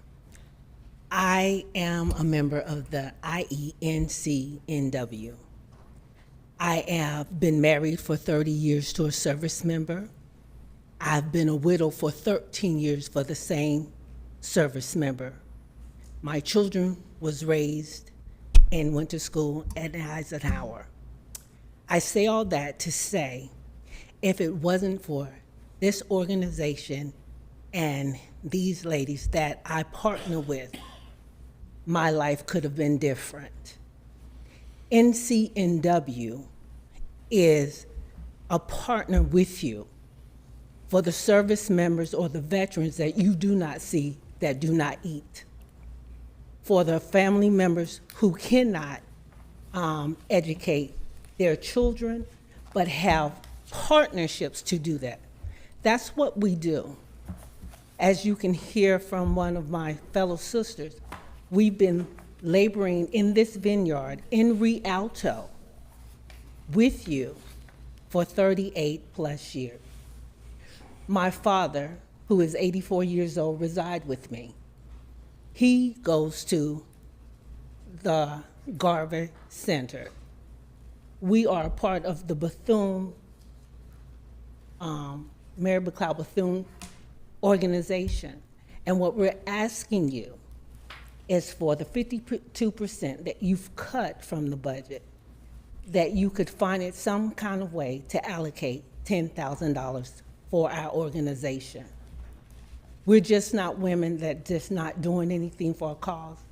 In front of you stands a service member wife, a widow, a mother who has roots in this community.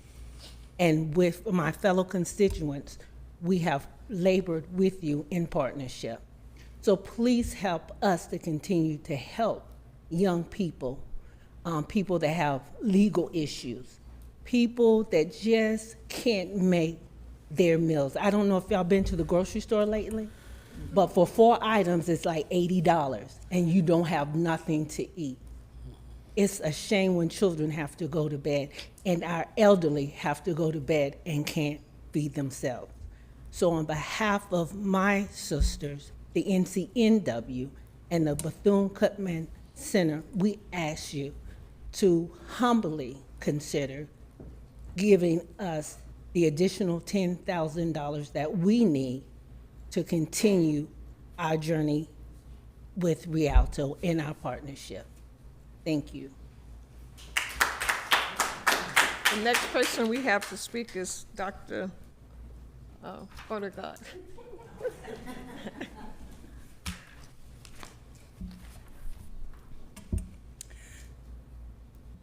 Good evening, Mayor Baca and council members. My name is Dr. Ayana Balagon, and I'm a member of the Inland Empire section of the National Council of Negro Women. And I'm also a long-standing community member. I've been an educator for over 30 years and at our local school district, as well as being a resident for over 10 years. As you've heard all of the examples of how we've serviced this community, I want you to know that we've been servicing the community since 1968, but we also service the community after hours. All of this work is volunteer work. This is not work that we get paid to do. Serving the community is a part of what we do as a part of our service commitment made to NCNW. Just giving you a few ideas of some of that work, reiterating what was already said. Just recently, we serviced over 300 youths at the Juneteenth event, which actually welcomed over 5,000 people. I missed you there, Mr. Carrizales, this year. But we also have, and Miss Barbara McGee, we often see you out in the community engaged with us, so we appreciate your service and work there. But we serviced and gave out over 300 books to students and families. And again, there were 5,000 people at this event. It is worth noting that this organization, the women you see before you, also belong to a county, San Bernardino County group representing the Inland Empire, but more importantly, representing Rialto. The group is the San Bernardino County's Equity Element Group, and we give advice to the San Bernardino County regarding how to provide equity in all the other areas of the county. So we do lots of work. Our main program, of course, is the Bethune Employment Center, which has helped residents for over 30 years. And of course, you've heard already earlier that our mission is to support economic stability and self-sufficiency services through job placement, resume writing, GED prep, and job fairs. And we are one of the few in the community that offer these services at no cost to the actual community members. Although we are very appreciative of the allocation given to us, however, as you know, we need more. We are actively seeking grants to support the work, but as you know, we need more. So each year, providing the support to over 200 to 5,300 low-income and unsheltered individuals, we provide referrals and legal counseling and housing, holiday meal giveaways, food hygiene, youth mentorship, and clothing drives. All of this is made possible by the CDBG funding, and that's why we're asking you to reconsider the proposed $25,000 cut and instead increase our grant by $10,000. A reduction would greatly affect the services we provide to vulnerable residents. We've built strong partnerships in the city prior to today, and we'll continue to build those strong partnerships because, again, part of our model and our creed and our commitment to NCNW is to serve our community and make it better than when we found it. So we will continue to do that. We are asking that the city support us to continue the work at a greater magnitude than we are. Thank you for your time and supporting this work and supporting organizations like Rialto, like NCNW, so that we can serve Rialto's most vulnerable populations and most at-risk residents. Thank you.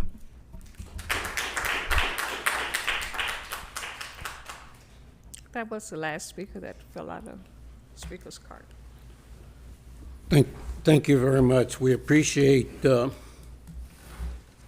of the work and the service that the Bethune has provided to our community.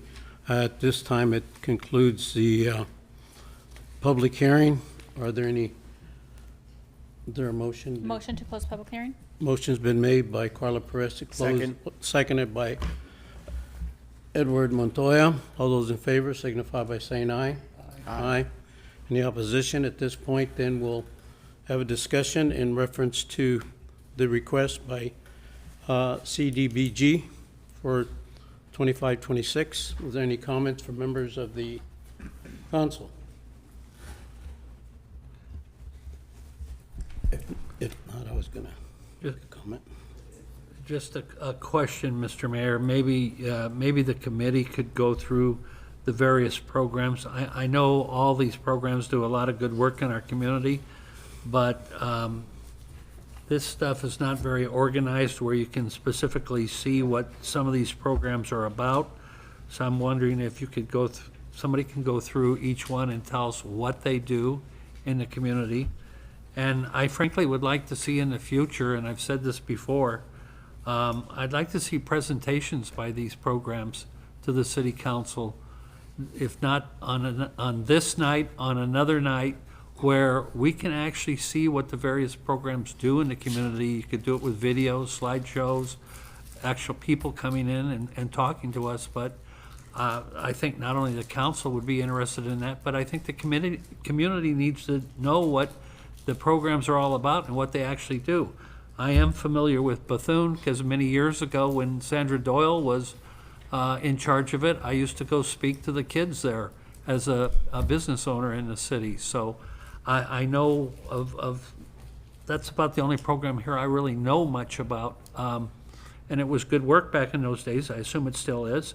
And but I think we need to know what the programs do. And maybe somebody can go through them real quick and tell us what each one of these programs are about. Yes, so Exhibit C is a table that identifies all of, a very brief project summary. If that's suitable, I can read the project summaries of each of those. These are part of their applications. I'll read that, okay. So, City of Rialto's Senior Mobile Recreation.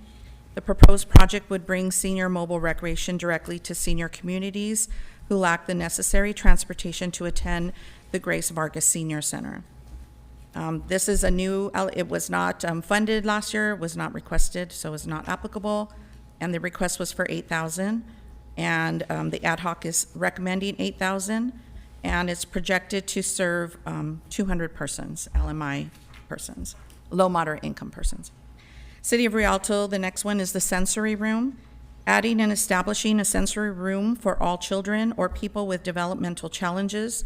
This room will provide a safe and calm environment designed to support emotional regulation, cognitive development, and social well-being. The room will provide visual, auditory, tactile, and kinesthesia movement stimulation, as well as interactive sensory equipment. This is a new request. The request was for $35,000, and the ad hoc is recommending to fund it at $35,000, which is proposing to serve 100 low moderate income persons. The next one is the Legal Aid Society of San Bernardino. The Rialto Legal Empowerment Program is a proactive, community-based legal assistance initiative that provides free, in-person legal support to Rialto residents facing housing, safety, and employment challenges. They were funded this year for $29,540. This year through March, 3/4 of reporting, they've provided services to 272 Rialto residents, a total of 566 Rialto residents, but 272 that we could report. Their request was for $50,250, and the ad hoc is recommending $10,000 for a year of serving at 100 persons. The National Council of Negro Women, the NCNW Bethune Center, somebody asked me something. Oh.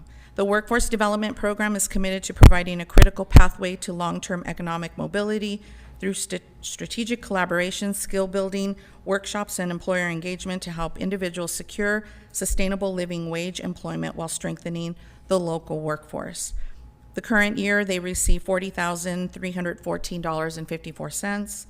They've assisted 51 Rialto residents Their request was for 45,000, and the recommendation is 21,705. The request proposed to serve 30 persons.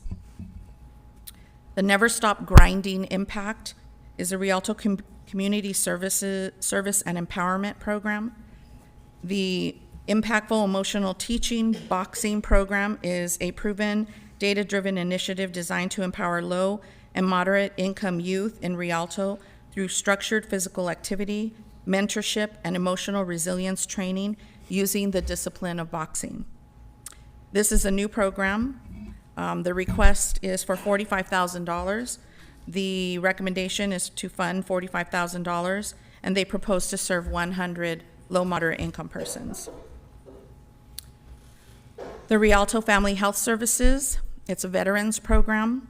The Veterans Assistance Program provides alternative, temporary, and/or permanent living arrangements, job assistance, accessing disability benefits, and discharge upgrades for veterans within the city. Their allocation this fiscal year was $38,394. To date, they've provided assistance to 34 Rialto persons, low moderate income persons, and their request was for $40,000. It's being recommended at $5,000.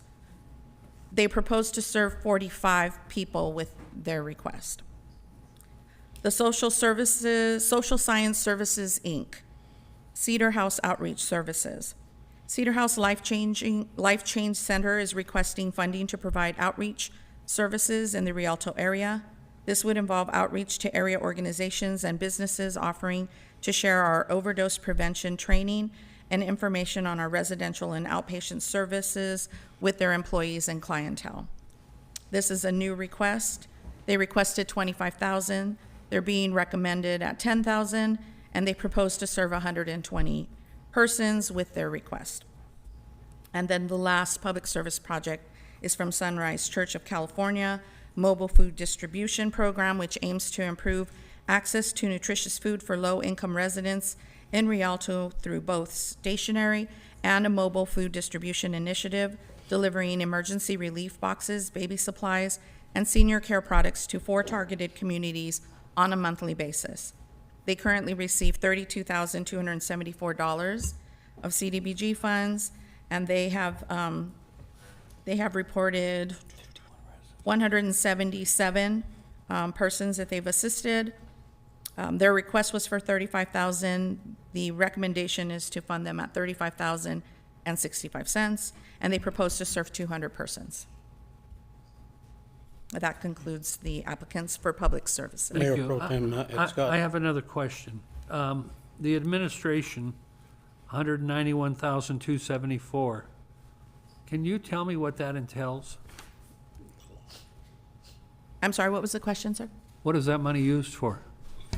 The administration, that's the cap that's allowed to be set aside for administering the program. That would be for preparing the documents that you have before you, administering the programs on behalf of the city, reporting to HUD, and it also includes the fair housing services. And does all that money go to your organization?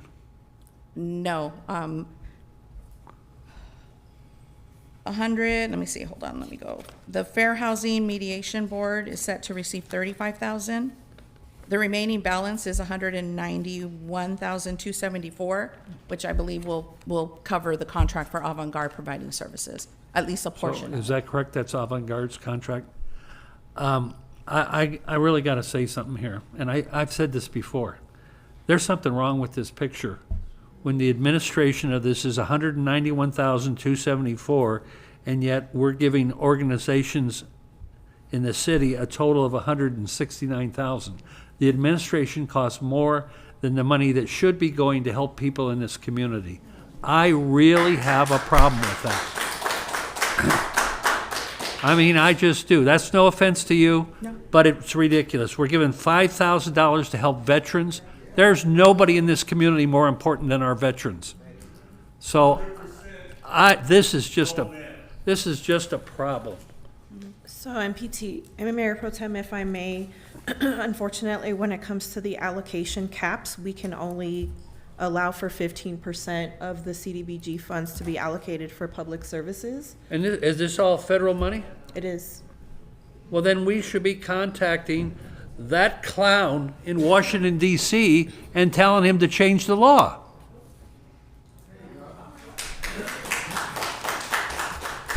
This is ridiculous. You either help people or you don't, but you put $5,000 to help veterans?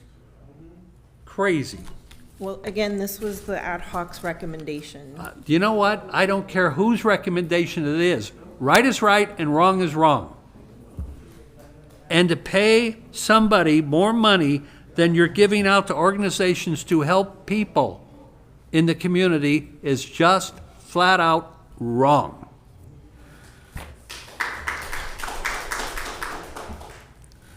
Any other comments? You know, I understand the frustration there that, and we all agree that the administration is the amount of money, 191,000 versus the community services, but the policy needs to be changed at the national level. And these are the guidelines that have been set forth that the administration or that the Parks and Recreation has to follow under the guidelines of CDBG guidelines. And until that is changed, the only thing that we can actually do at this point is look at, is there any possibility that we can look at this and add 10,000 to the platoon? You can reshuffle money from within the organizations you've allotted dollars. But can we to. take it from the administration and add it to platoon? We are at our cap for the 15%. So that's the max that can be allocated for that specific community services for those organizations. And I think that's what Mayor Pro Tem had Scott. It just doesn't seem fair. But is there any way that when you look at this without having to take from some of the other projects, because the other projects are good and they're serving our community too as well, is there any way that we could look at either the 10,000 there or looking at the budget from within the city to allocate the $10,000 to make up for the 10,000 that they're asking for? I mean, that's the alternative that we can do.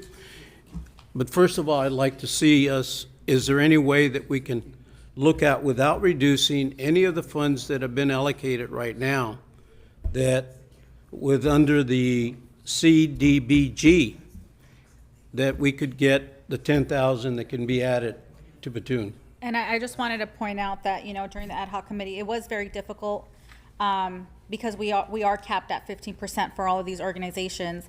So we kind of had to try to go based on the people they were serving in the community, because a lot of them were reduced, not just one. So several of the organizations received less than requested because we had to try to kind of spread it based on the people they were, amount of people they were serving. So the cap is set at 15% of your allocation. So allocation plus program income, that's your 15% that you pull from. You only have an allocation reported. So your 15% that HUD will allow is $169,705. And of that, that's for public services. So the applications that were presented to you, that's the pot of money that you can allocate, program for public services. It's the maximum that HUD will allow with CDBG program, within the CDBG program. So have we ever written anybody in Washington, D.C. and told them that this needs to be changed? And showed anybody these numbers? I don't know, sir, sorry. Well, I'm gonna tell you, I'm gonna write a letter, because this is absolutely ridiculous. Okay, since I'm hearing that there is no probability of looking from within the CDBG to give them the 10,000 based on the requirements that are outlined. Is that correct? Without cutting Okay. some of the programs. That's correct, without cutting. You have that pot of money to distribute as you see fit to provide public services from this particular budget. Okay, So then- I have a question. Then, yeah. Go ahead, I'm sorry, I didn't mean to. Then my next question would have been, is can we then, from the city, allocate 10,000 and ask the finance director here to make up for the 10,000 that they're requesting? The council is at liberty to do that. Pardon me, Ken? Yes, the council can make a So my question is regarding the 20% cap. So that's your 20% cap, which is 191. That's a cap. That's like the max that you guys could charge for administering. No? No, that's not, it's not my amount. It's No. it's the amount that you're allowed to use That for we're- the administration of the program. It's the maximum amount that we're allowed to use, right? Correct. We couldn't use 21%, right? No. But can we use 15? Yes. So then why don't we take it from there? You cannot increase the 15% public services cap. You Oh, can- I got you, got it, okay, yeah. But either way, yeah, okay. Understood. I just was trying to figure out how we can move things around, but I understand that 15% is already maxed out and. Okay, Somehow. since we can't do that, I'd like to make a motion that the city provide the additional 10,000 to Bethune. Well, I have another suggestion. So we have two city items, the City of Rialto, the senior mobile and the senior sensory room. That senior sensory room, it's the first time we've done this service. I understand it's a new venture. Is it possible that we could take it from there? I know the ad hoc committee was adamant with these numbers, and I appreciate their work on this, but just to keep it all in here, I don't know what the. Well, I think when we took Sensory the room. consideration, we took the numbers of services that they were going to provide, and each one that came in front of the committee came up with a number. And so it was based on the numbers that each one was going to provide to residents and citizens of the city of Rialto. Gotcha. And that's why that decision was made there. So it's for based the- on the number of Yeah, people. Yeah. on the number of people service. I mean, your suggestion was, I think we would. Do I hear a motion to my recommendation? I will second your motion. Okay, motion's been made and seconded by Mayor Pro Tem. I'm And sorry, Scott- can I get the motion? I did, I made the motion. No, what, if? The motion is to have the city provide the additional $10,000 that has been requested from the general fund. Okay, a motion's been made and seconded. I have a comment. There was other organizations that were also reduced as well. Is there any way that we can use other funds for some of the city requested funds to maybe disperse to other organizations also that were reduced? They are. Sir, the public hearing is closed. The city council could make a motion to fund any of the organizations to the level that they requested, if that was your direction. I know that there was a number of organizations that didn't receive the level of funding that they requested. I think that was, we received less CDBG dollars this year than we have in previous years. So it was even more difficult to allocate Question, funding. does each council member still have discretionary funds? Yes, that was approved as part of your budget this So evening. those discretionary funds, each one of us has $10,000. Yes. We have a choice of giving that, it has to go to foundations or nonprofits. So each one of us could, you know, if you have projects, I'm more than happy to, I have one commitment this year. I'm more than happy to donate some of my money to the organizations you're referring to. I would assume. I didn't have anything specific. I was just kind of, when she went through the, through the numbers, there were a few that were reduced. So I was just, wondering if we had other funds that we could allocate for the City of Rialto projects that we can help, with the requests that are Okay. being made. There's a motion on the floor, and it's been seconded. Any other discussion? All those in favor signify by saying aye. Aye. Any oppositions? Hearing none, $10,000 will be granted from the general fund.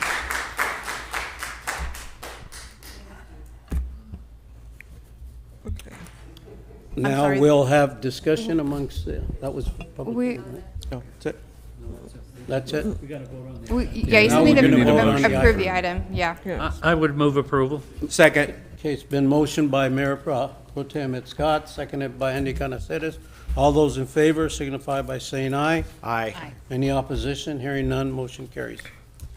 But I think that we should take a position from the city council to write a letter to try to change the requirements of the amount of monies that are used for administrative costs versus for services to our community.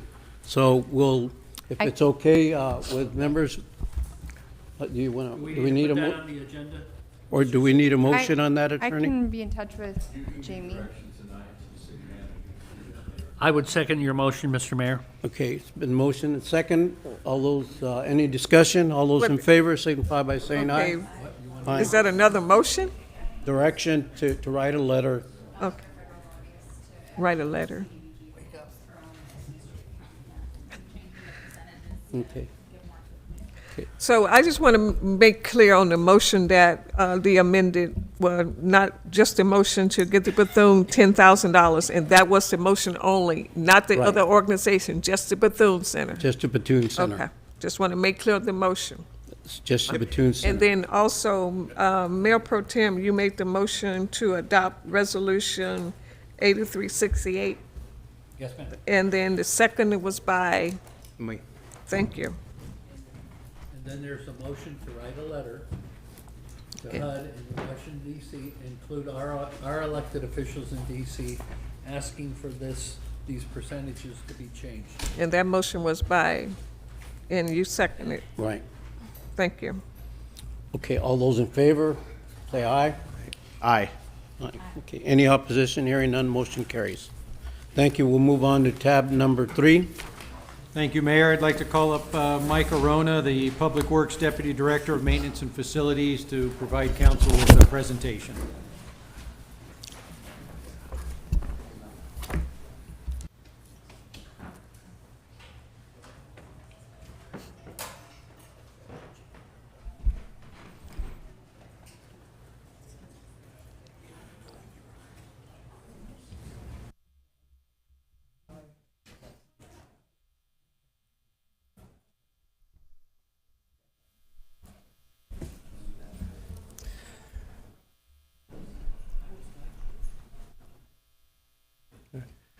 Good evening, Mayor, Mayor Pro Tem, and members of council. Staff is requesting that City Council conduct a public hearing to adopt a series of resolutions approving the engineer's report and ordering the levy of assessments for fiscal year 25-26. The method for calculations for the special assessments for these districts remain unchanged from last year. I will be providing you with a presentation highlighting the details contained within the engineering report.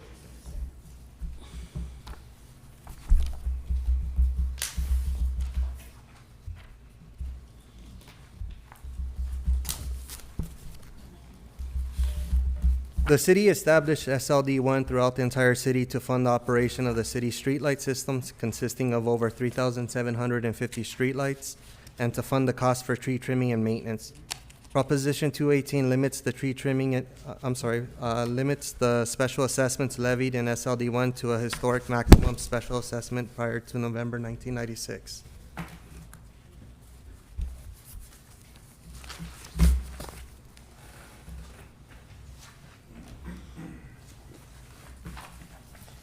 Assessments on the parcels are dependent upon their classification as residential or commercial or whether vacant or developed.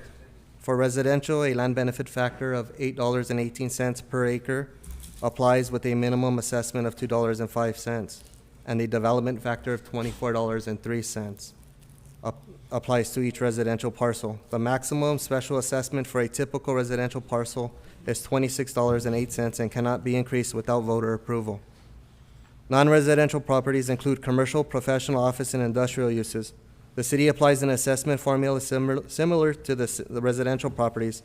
The maximum special assessment for a typical commercial parcel is $56.18. The minimum assessment is $4.09. In previous years, SLD1 has faced budgetary challenges, operating at a deficit and relying on the general fund to absorb the excess expenses. Staff's projection estimate the maximum collection for SLD1 to reach $872,000. However, the anticipated expenditures for fiscal year 25-26 are at $1.4 million, resulting in a projected budget deficit of $528,522. Historically, the deficit has been addressed by transferring the needed funds from the general fund. This year, there's a projected reduction of $134,601 in total expenses compared to last year. For a comprehensive overview, a detailed budget is included as attachment 1 in your staff report.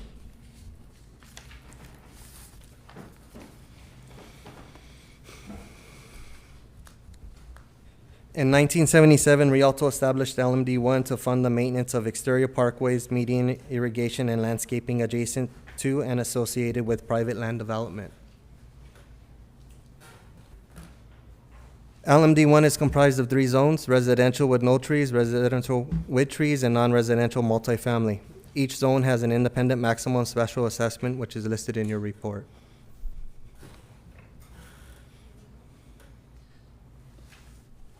LMD1 budget summary. As a result of consistent increases in labor and utility costs, the cost to maintain the improvements within LMD1 in prior years exceeded the maximum special assessments that can be levied within LMD1. The city estimates the total collection for residential zones 1 and 2 to be $475,000. The city estimates the total collection for the non-residential zone 3 to be $457,000. The projected expenditures for the non-residential zone 3 is balanced, resulting in no deficit and requiring no contribution from the general fund. This year, there is a projected reduction of $112,000 in total expenses compared to last year.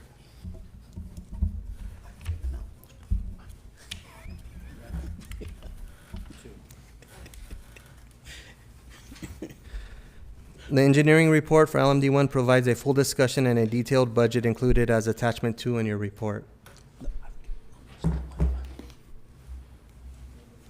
In January 2005, the City Council established LLMD2. The city currently maintains over 50 acres of landscaped area and over 180 streetlights within this LMD. This slide provides a map of the current and future LMD2 areas north of Foothill.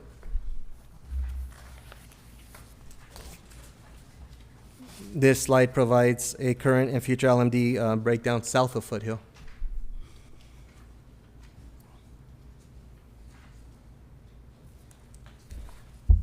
So this is the LMD2 budget summary. The total estimated expenses in LMD2 are just over $1 million for zones 1 through 18. The maximum allowable assessment that may be levied is $1.2 million. This results in no deficit, requiring no contribution from the general fund. This year, there is a projected reduction of $456,000 in total expenses compared to last year. I'm sorry. The total expenses for Zone L are $19,898. Of those expenses, $16,752 are considered a general benefit to the city as a whole and cannot be covered by the assessment. The maximum allowable assessment that may be levied is $9,200, but only $3,100 in assessments are needed to cover expenses as well as the reserve fund collection. Staff is recommending that City Council defer any increases in special assessments at this time for all zones of benefit within the LMD except for Zone 2. There will be a proposed increase of 13 cents for Zone 2. Zone 2 includes parcels that are generally considered non-residential properties, commercial, industrial, office buildings. Zone 2 is currently operating at a deficit, and the proposed increase would help minimize the deficit. The engineering report for LMD2 provides a full discussion, and a detailed budget is included as attachment 3 in your report.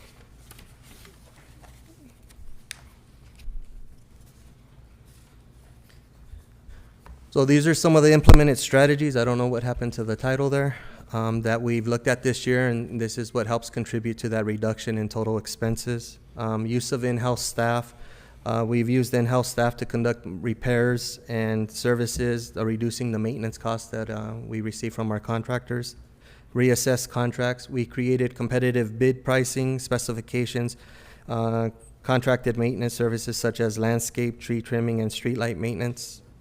New and existing developments. Our new LMD staff member has worked with the new developers in the city, changing specifications on the irrigation systems, making them easier to install, easier to control, and cheaper to manage overall. Conditional assessment of irrigation systems. We conducted a detailed inventory and performed irrigation repairs to prevent water and utility waste. Utilities consumption audit. We identified high-costing annexations. We inventoried and repaired non-metered annexations that were operating off of noids for improved management and performed irrigation repairs to reduce water consumption. And then the implementation of deficiency notices, holding contractors accountable for services, requiring contractors to replace dead plant materials, and increasing staff inspection intervals, ensuring compliance with the contracted services outlined in the work scope.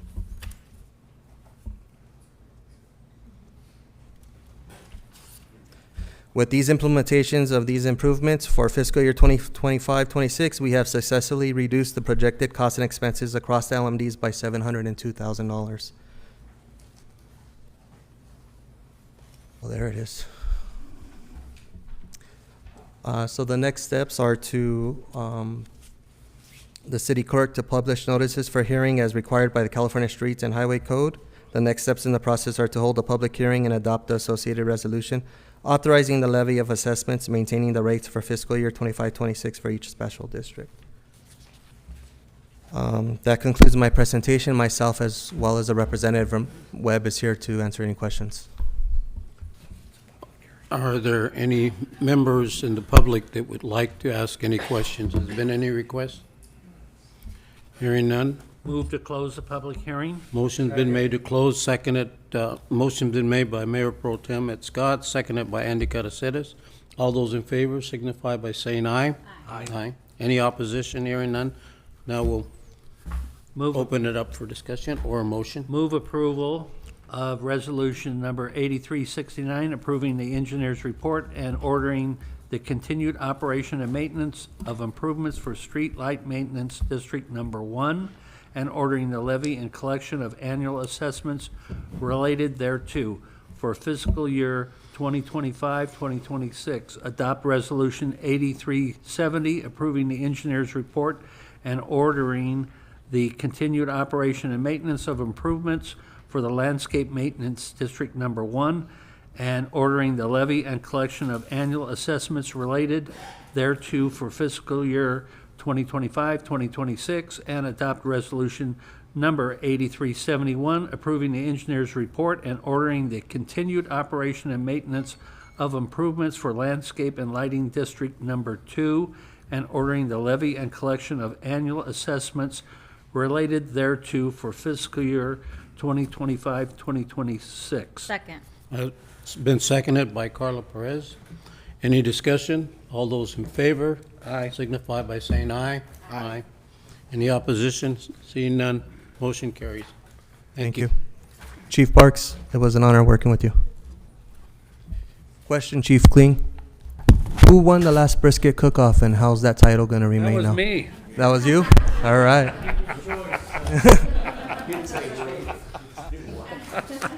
It was by forfeit.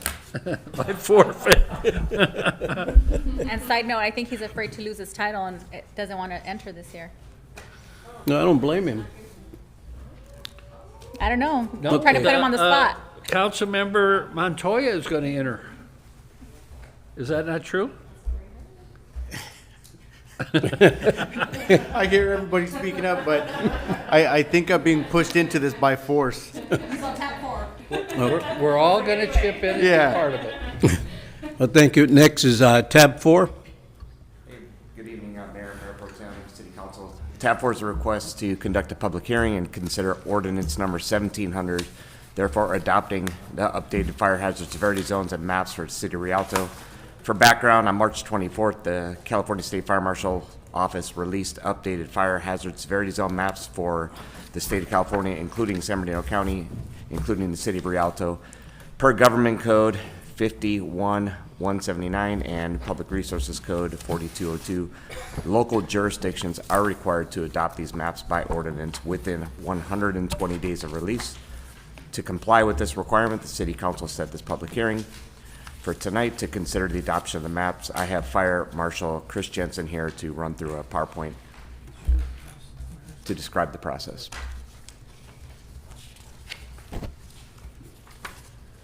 Good evening, Mayor and members of the City Council. Chris Jensen, Fire Marshal. I'm going to walk through a presentation to provide you some information related to the fire hazard severity zone maps. The maps were originally developed by CAL FIRE following the 1992 Oakland firestorm. The maps classify areas throughout the state of California as moderate, high, and very high fire hazard severity zones. These maps were based on vegetation types, topography, fire history, and weather patterns that were found throughout the state, but more specifically here in the city of Rialto for the Rialto maps. The original purpose of the maps were to guide local governments in land use and emergency planning, as well as required fire prevention programs such as defensible space, home hardening, fuel modification plans, and additional construction requirements.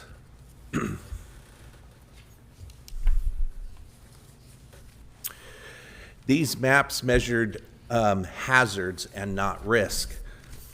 When they evaluate hazard, they're looking at the maps over a 30 to 50 year period and what the expected fire behavior would be during that time period, without any consideration to mitigation measures such as I mentioned a second ago, home hardening, recent wildfires, fuel reduction efforts, etc. When we look at risk, the risk considers those factors. In this particular case, these maps focused on the hazards, not the risk. With the new maps in 2025 that were just released, it added additional factors that were evaluating local climate data covering 2003 through 2018. It also looked at ember transport, or you may have heard it as ember casting, which is being modeled based on local distribution of observed wind speed and direction values.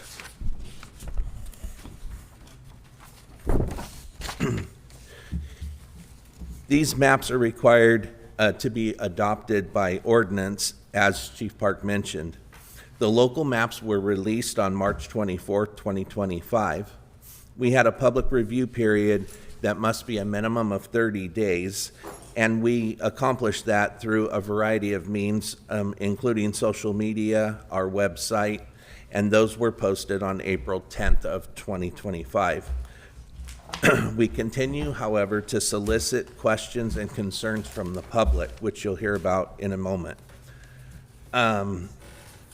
Assembly Bill 211 requires the local adoption, and it must occur within 120 days of the maps being released to the city, which sunsets on July 22nd, 2025.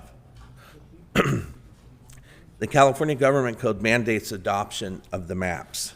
Similarly to the California Fire Code, we cannot be less restrictive, we can be more restrictive in identifying the fire hazard severity zones within the city.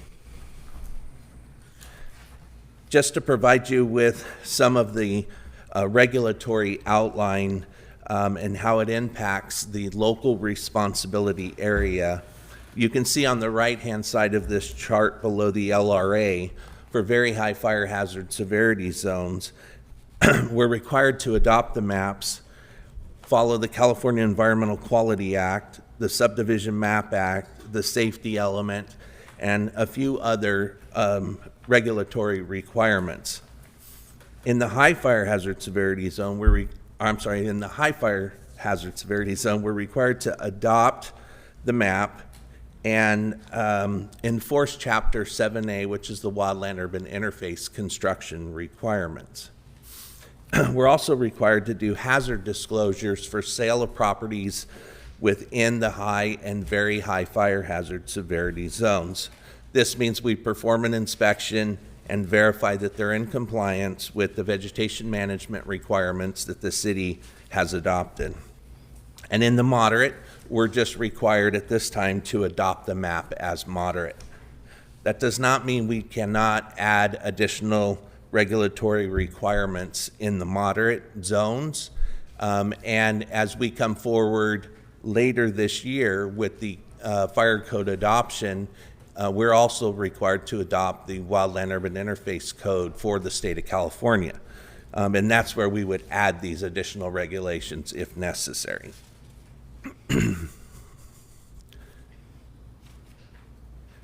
So the fire hazard severity zone for 2025 that was released, you can see we have no very high fire hazard severity zones now in the city, and I'll show you that in the next slide as well.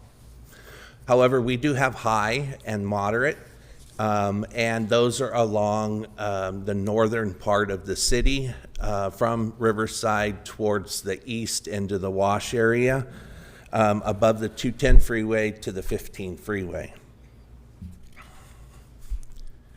You can see by this slide that in 2007, in those same areas, we had the very high fire hazard severity zone. And then in 2025, we've now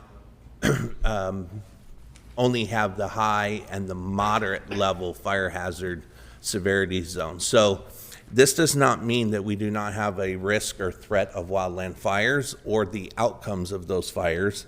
It just simply means that based on the models, the scientific models that were used, that the ember casting, the climate weather, has been pulled back. There's a variety of reasons for that. Some of it is development. I also provided you at the bottom just an overall for the entire county in the way of acreage as to how much acreage is in each of those zones within our county. There's some key points that I want to point out as they relate to these maps.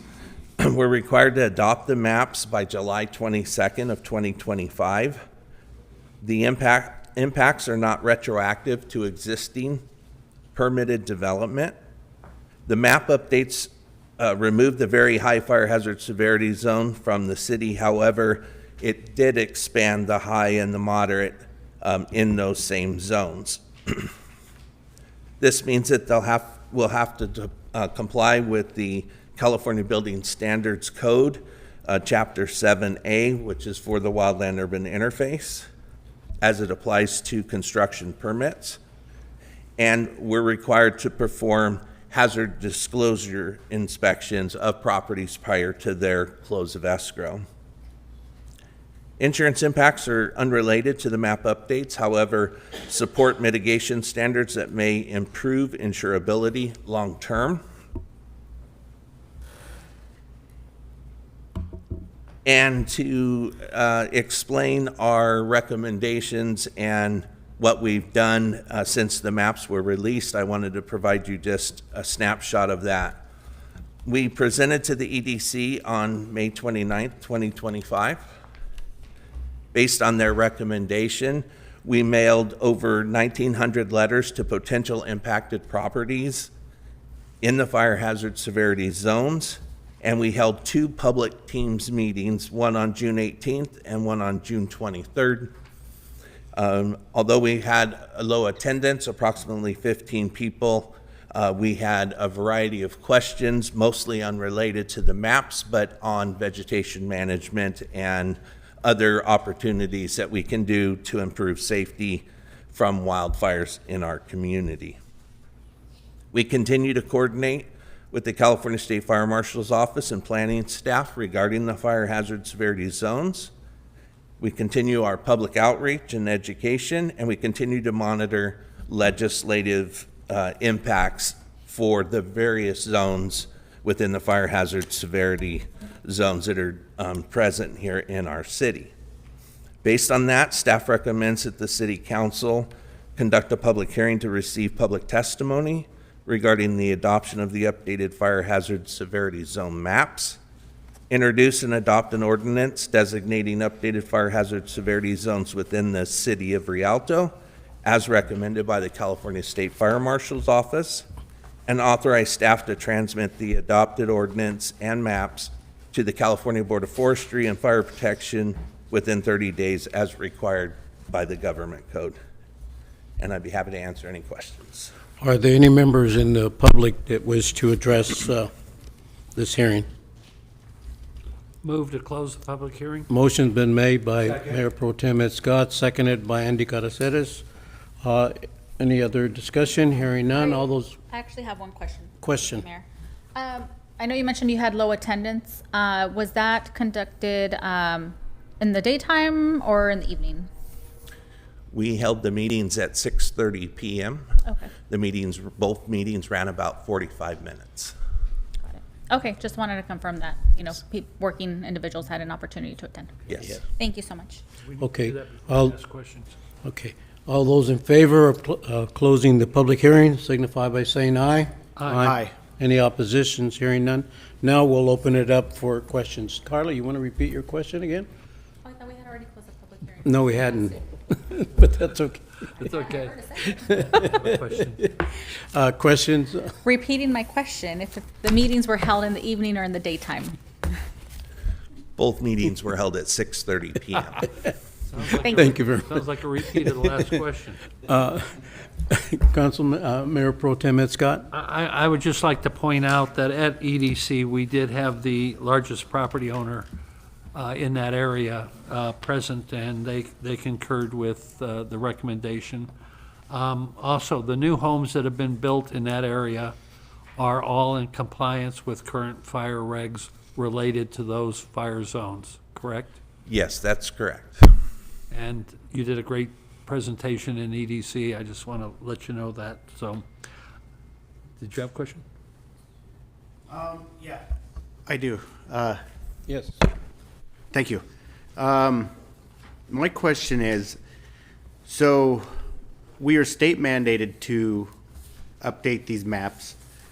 Now, by constantly updating these maps, does this, by increasing the severity, does this have the possibility of increasing our homeowners insurance, or possibly kicking us out of our homeowners insurance? Yeah, our rating actually decreased, and the whole intent of I changing the understand maps is to make sure we maintain insurance throughout the state. That the goal is to increase the safety so we can maintain insurance. Right. I understand. I seen that we did decrease, but the question is, like, if we do increase, is that giving the possibility of our residents' homeowners insurance increasing or Yes. possibly being kicked off? Well, if the models change, then yes, it does. Our models went in the other direction. Got it. Understood. And Thank you. And that would be left up to the insurance companies then that will determine whether you're in that kind of a zone that would create the additional increase or decrease in that area.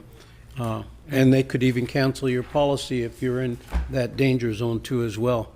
Is That it they may not also true that we were the only area that actually decreased? We're one of the few in the state, yes, sir. Yes, so. We're in a good zone area that Yes. we're at. Everything is above us and below So, us. All the move great work we're doing, planning and development. Move approval of ordinance 1700. I'm sorry. Motion's been made to approve. Second. Now we can have discussion. He's got too. questions. Oh. We can have dis- No, I had some comments. Okay, we can do it. Okay, we got a motion, we've got a second, and comment. And, Yes. and council members, just before you And you gotta set do this. your comments, it's just a motion to introduce. We still have to do a second reading of Right. this to adopt. Correct. Andy? Okay. I just want to thank our fire chief for his efforts. I know there was a lot of areas that for some red tape or issues with habitat, they weren't able to have the actual the ownership of those pieces of land do it. And I actually personally saw our fire guys out there along with our chief taking care of mitigating some of these areas. So I appreciate the fact that we were constantly on this and handling it. And that's all the comment I have. Thank you. Okay, the motion's been made. It'll be coming back up to us again. Motion has been made by Mayor Pro Tem, seconded by Andy Caraceres. All those in favor? Edward seconded? Okay. Edward Montoya seconded. Do we need to read it? Yes. It's an ordinance of ordinance 1700, ordinance of the City Council of the City of Rialto, California, adopting the updated local responsibility area LRA Fire Hazard Severity Zone FHSZ maps as recommended by the California Office of the State Fire Marshal. Okay, motion's been made. It's been second. All those in favor signify by saying aye. Roll call. Roll call. Roll call. Yes, with the ordinance, roll call. Mayor Pro Tem Scott. Aye. Councilmember Montoya. Aye. Councilmember Caraceres. Aye. Councilmember Perez. Aye. Mayor Baca.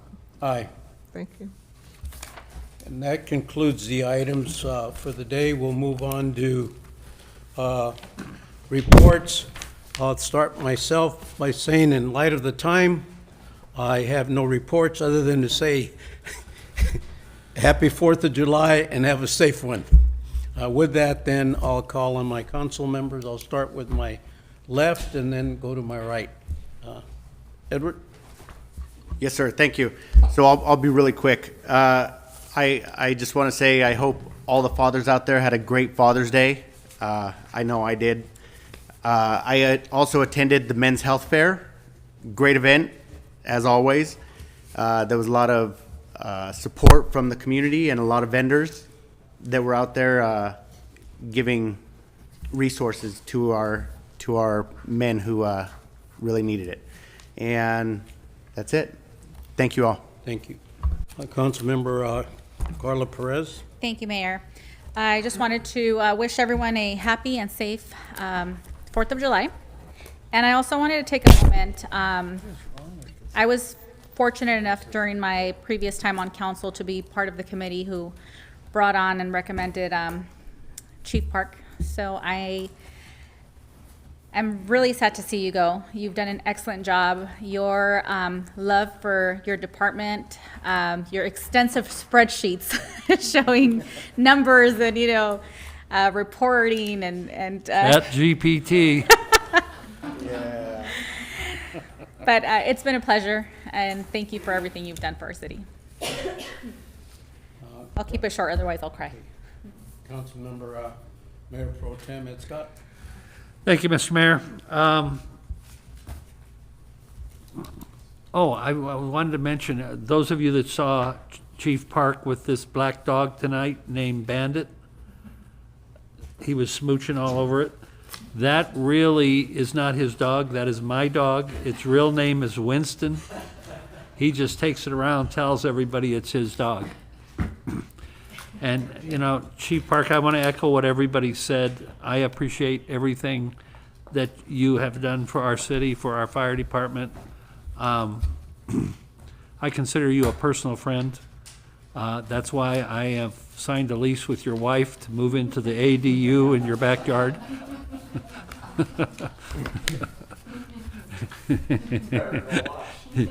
You guys couldn't be that lucky. But in all sincerity, we're going to miss you. You're a good friend to all of us and a good friend of the city. You've done a great job, and I know that Kling will miss you more than anyone. Chief Kling, that is. He's shaking his head. But again, we wish you the best of luck. He's going up to, in case nobody knows, to some fire district in Washington.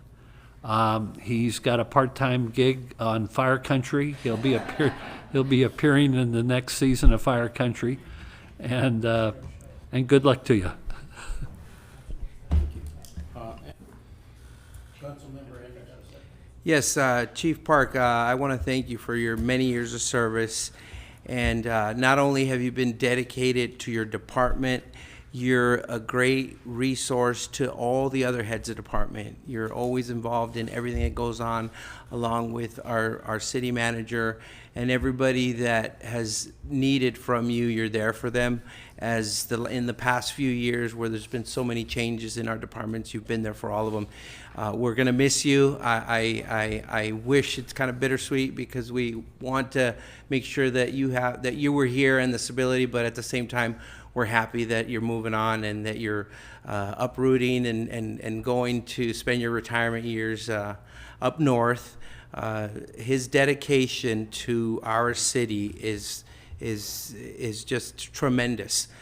Not only does he show up to our city events during the week, he also shows up to our events during the weekend and brings his family to help. So that's a true dedication and commitment to this city. So I want to give you another round of applause because,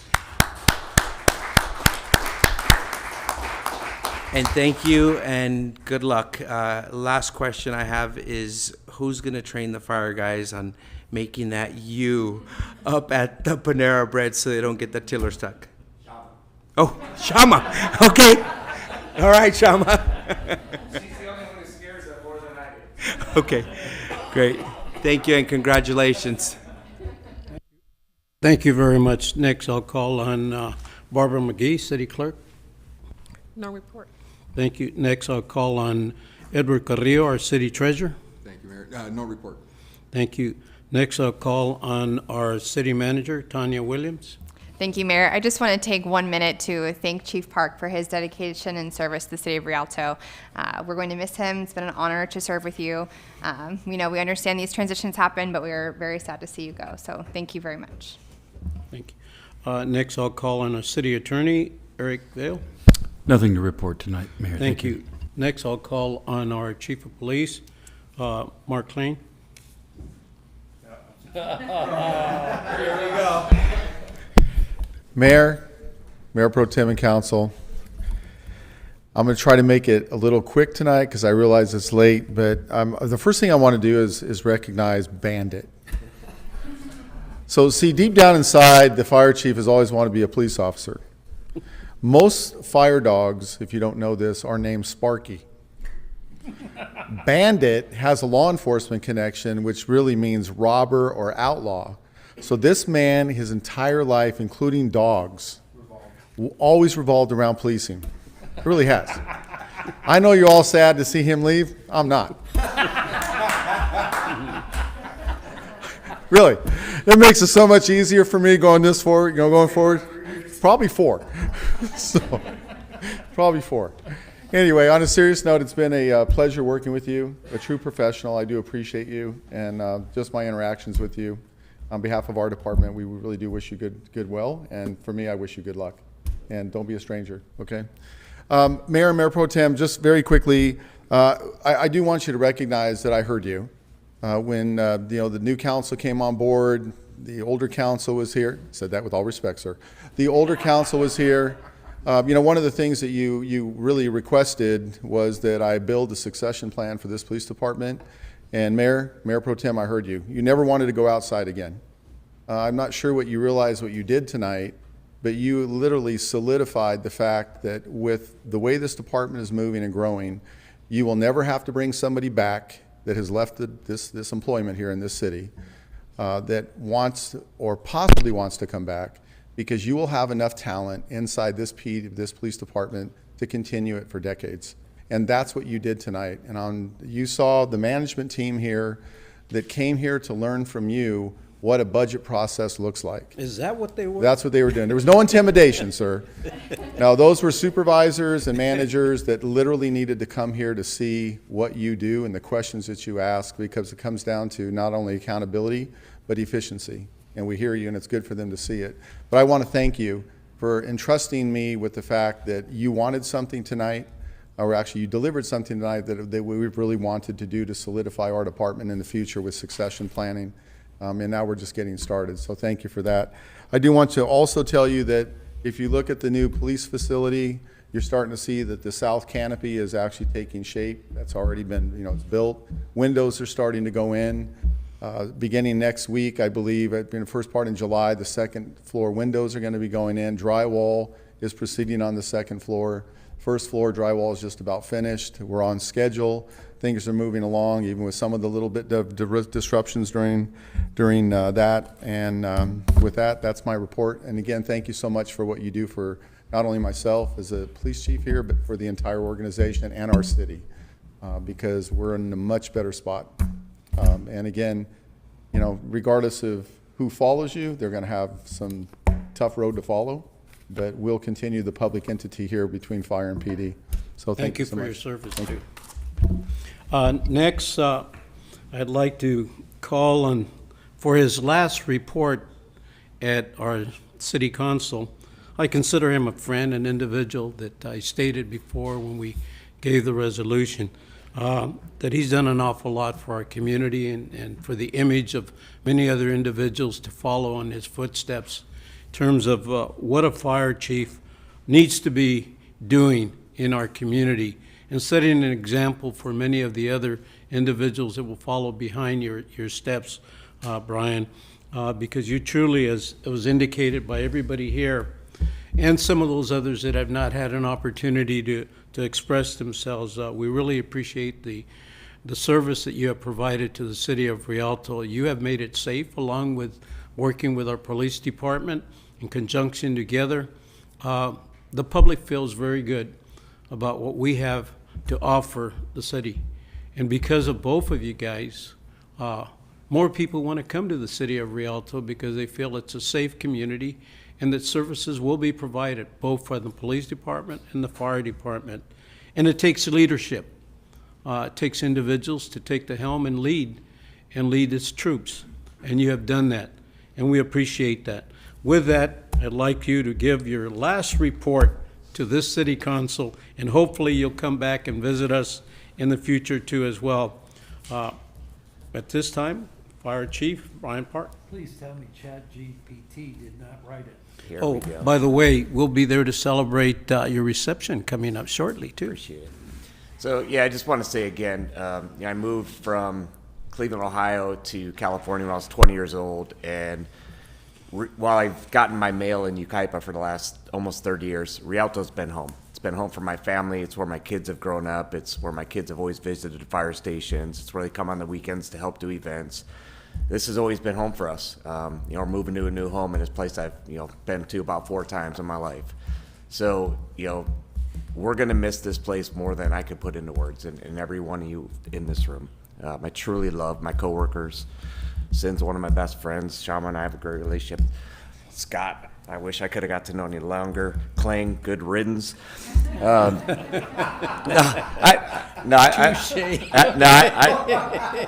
love every one of you. I just like Adam's better, but I just can't tell you how grateful I am for the friendships. The friendships we've made along the way, and this is where my kids think our home is, and they always have. Barbara knows. She's seen my kids grow up, and it's gonna be gonna be a hard run. As far as the report, I'll say, Carla, have a safe 4th of July. If anyone has problems with fireworks, Chief Kling's cell phone number is 909-555. Any time of day, call it. He'll be there to put them out. But just again, on behalf of my family as well. On behalf of my family, this community and the city council and our coworkers have meant the world to us. So I love you guys. I'm going to miss you dearly. Go Seahawks. Go Seahawks, yeah. Better than Browns. Does that conclude your report? Yes, sir. Okay, thank you very much, and we wish you the best of luck. Thank you. In the future too as well. Next, I'd like to call on Tim Sullivan, our Assistant City Manager. And although he didn't give the report, as far as the Director of Maintenance Facility, somebody else did, but call on our It's Tim teamwork. Sullivan. Thank you, Mayor. I can't top, I don't think, anything that's already been said, other than, yes, we are going to miss you. So, other than that, yeah, it's just much. No, it's going to be a breath of fresh air. Anyway, we the whole Public Works team enjoyed working with you. and the friendships that we've built and the progress that we've made over the last several years between the departments. So I know wherever you're headed, you're going to do a great job. So, because you have a good support team that was here tonight. Yeah. Need an agent? Other than that, thank you. Have a wonderful 4th of July. Thank you. Next, I'd like to call on Christina Taylor, our Interim Director of Community Development. Thank you, Mayor. Nothing to report this evening. Thank you very much. Next, I'd like to call on Sylvia Alvarado Crawford. Good evening, Mayor, Mayor Pro Tem, and members of the council. Here's what's going on in Rialto. Fun in the Sun Senior Summer Camp. The last day for our senior camp will be this Wednesday. It happens from 1:30 to 5 p.m. at Grace Senior Center. Adventureland Summer Camp continues to run. It will go through July 25th. Registration's available. Movies in the Park will be this Friday, June 27th at Andresen Park. Fun starts at 6 p.m. We'll be showing If. Oh yeah, I'm coming to your neighborhood. I'll make sure I turn up the volume just for you. 4th of July celebration will be Friday, July 4th at Jerry East Park from 5:30 to 9:30. We have a bunch of awesome activities planned. If you have some roller skates, please feel free to bring them. We'll have a roller rink and an LED floor. If not, we'll have skates there. So, Float Your Boat Senior Ice Cream Social will be Thursday, July 10th at Grace Vargas Senior Center, 2 to 3 p.m. Fall season volleyball registration will open up Monday, July 14th, both online and in person. It will open up at 7 a.m. And then all of July is Parks and Recreation Month. We have lots of fun things planned Monday through Saturday. There is a calendar that will be available for our community to check out. And then, of course, our basketball registration process is changing. You must attend the assessments in order to register for basketball. Congrats, Park. I'm gonna miss you. Like, there's some photos that we will share.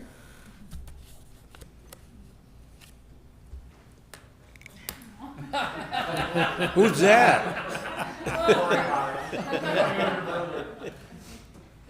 Is that what marriage did to you? Okay. There it is. There's got to be a special one here somewhere.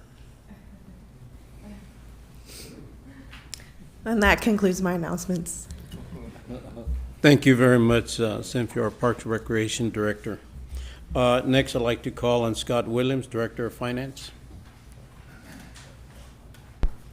Nothing other than say thank you for the direction this evening, and congratulations, Chief.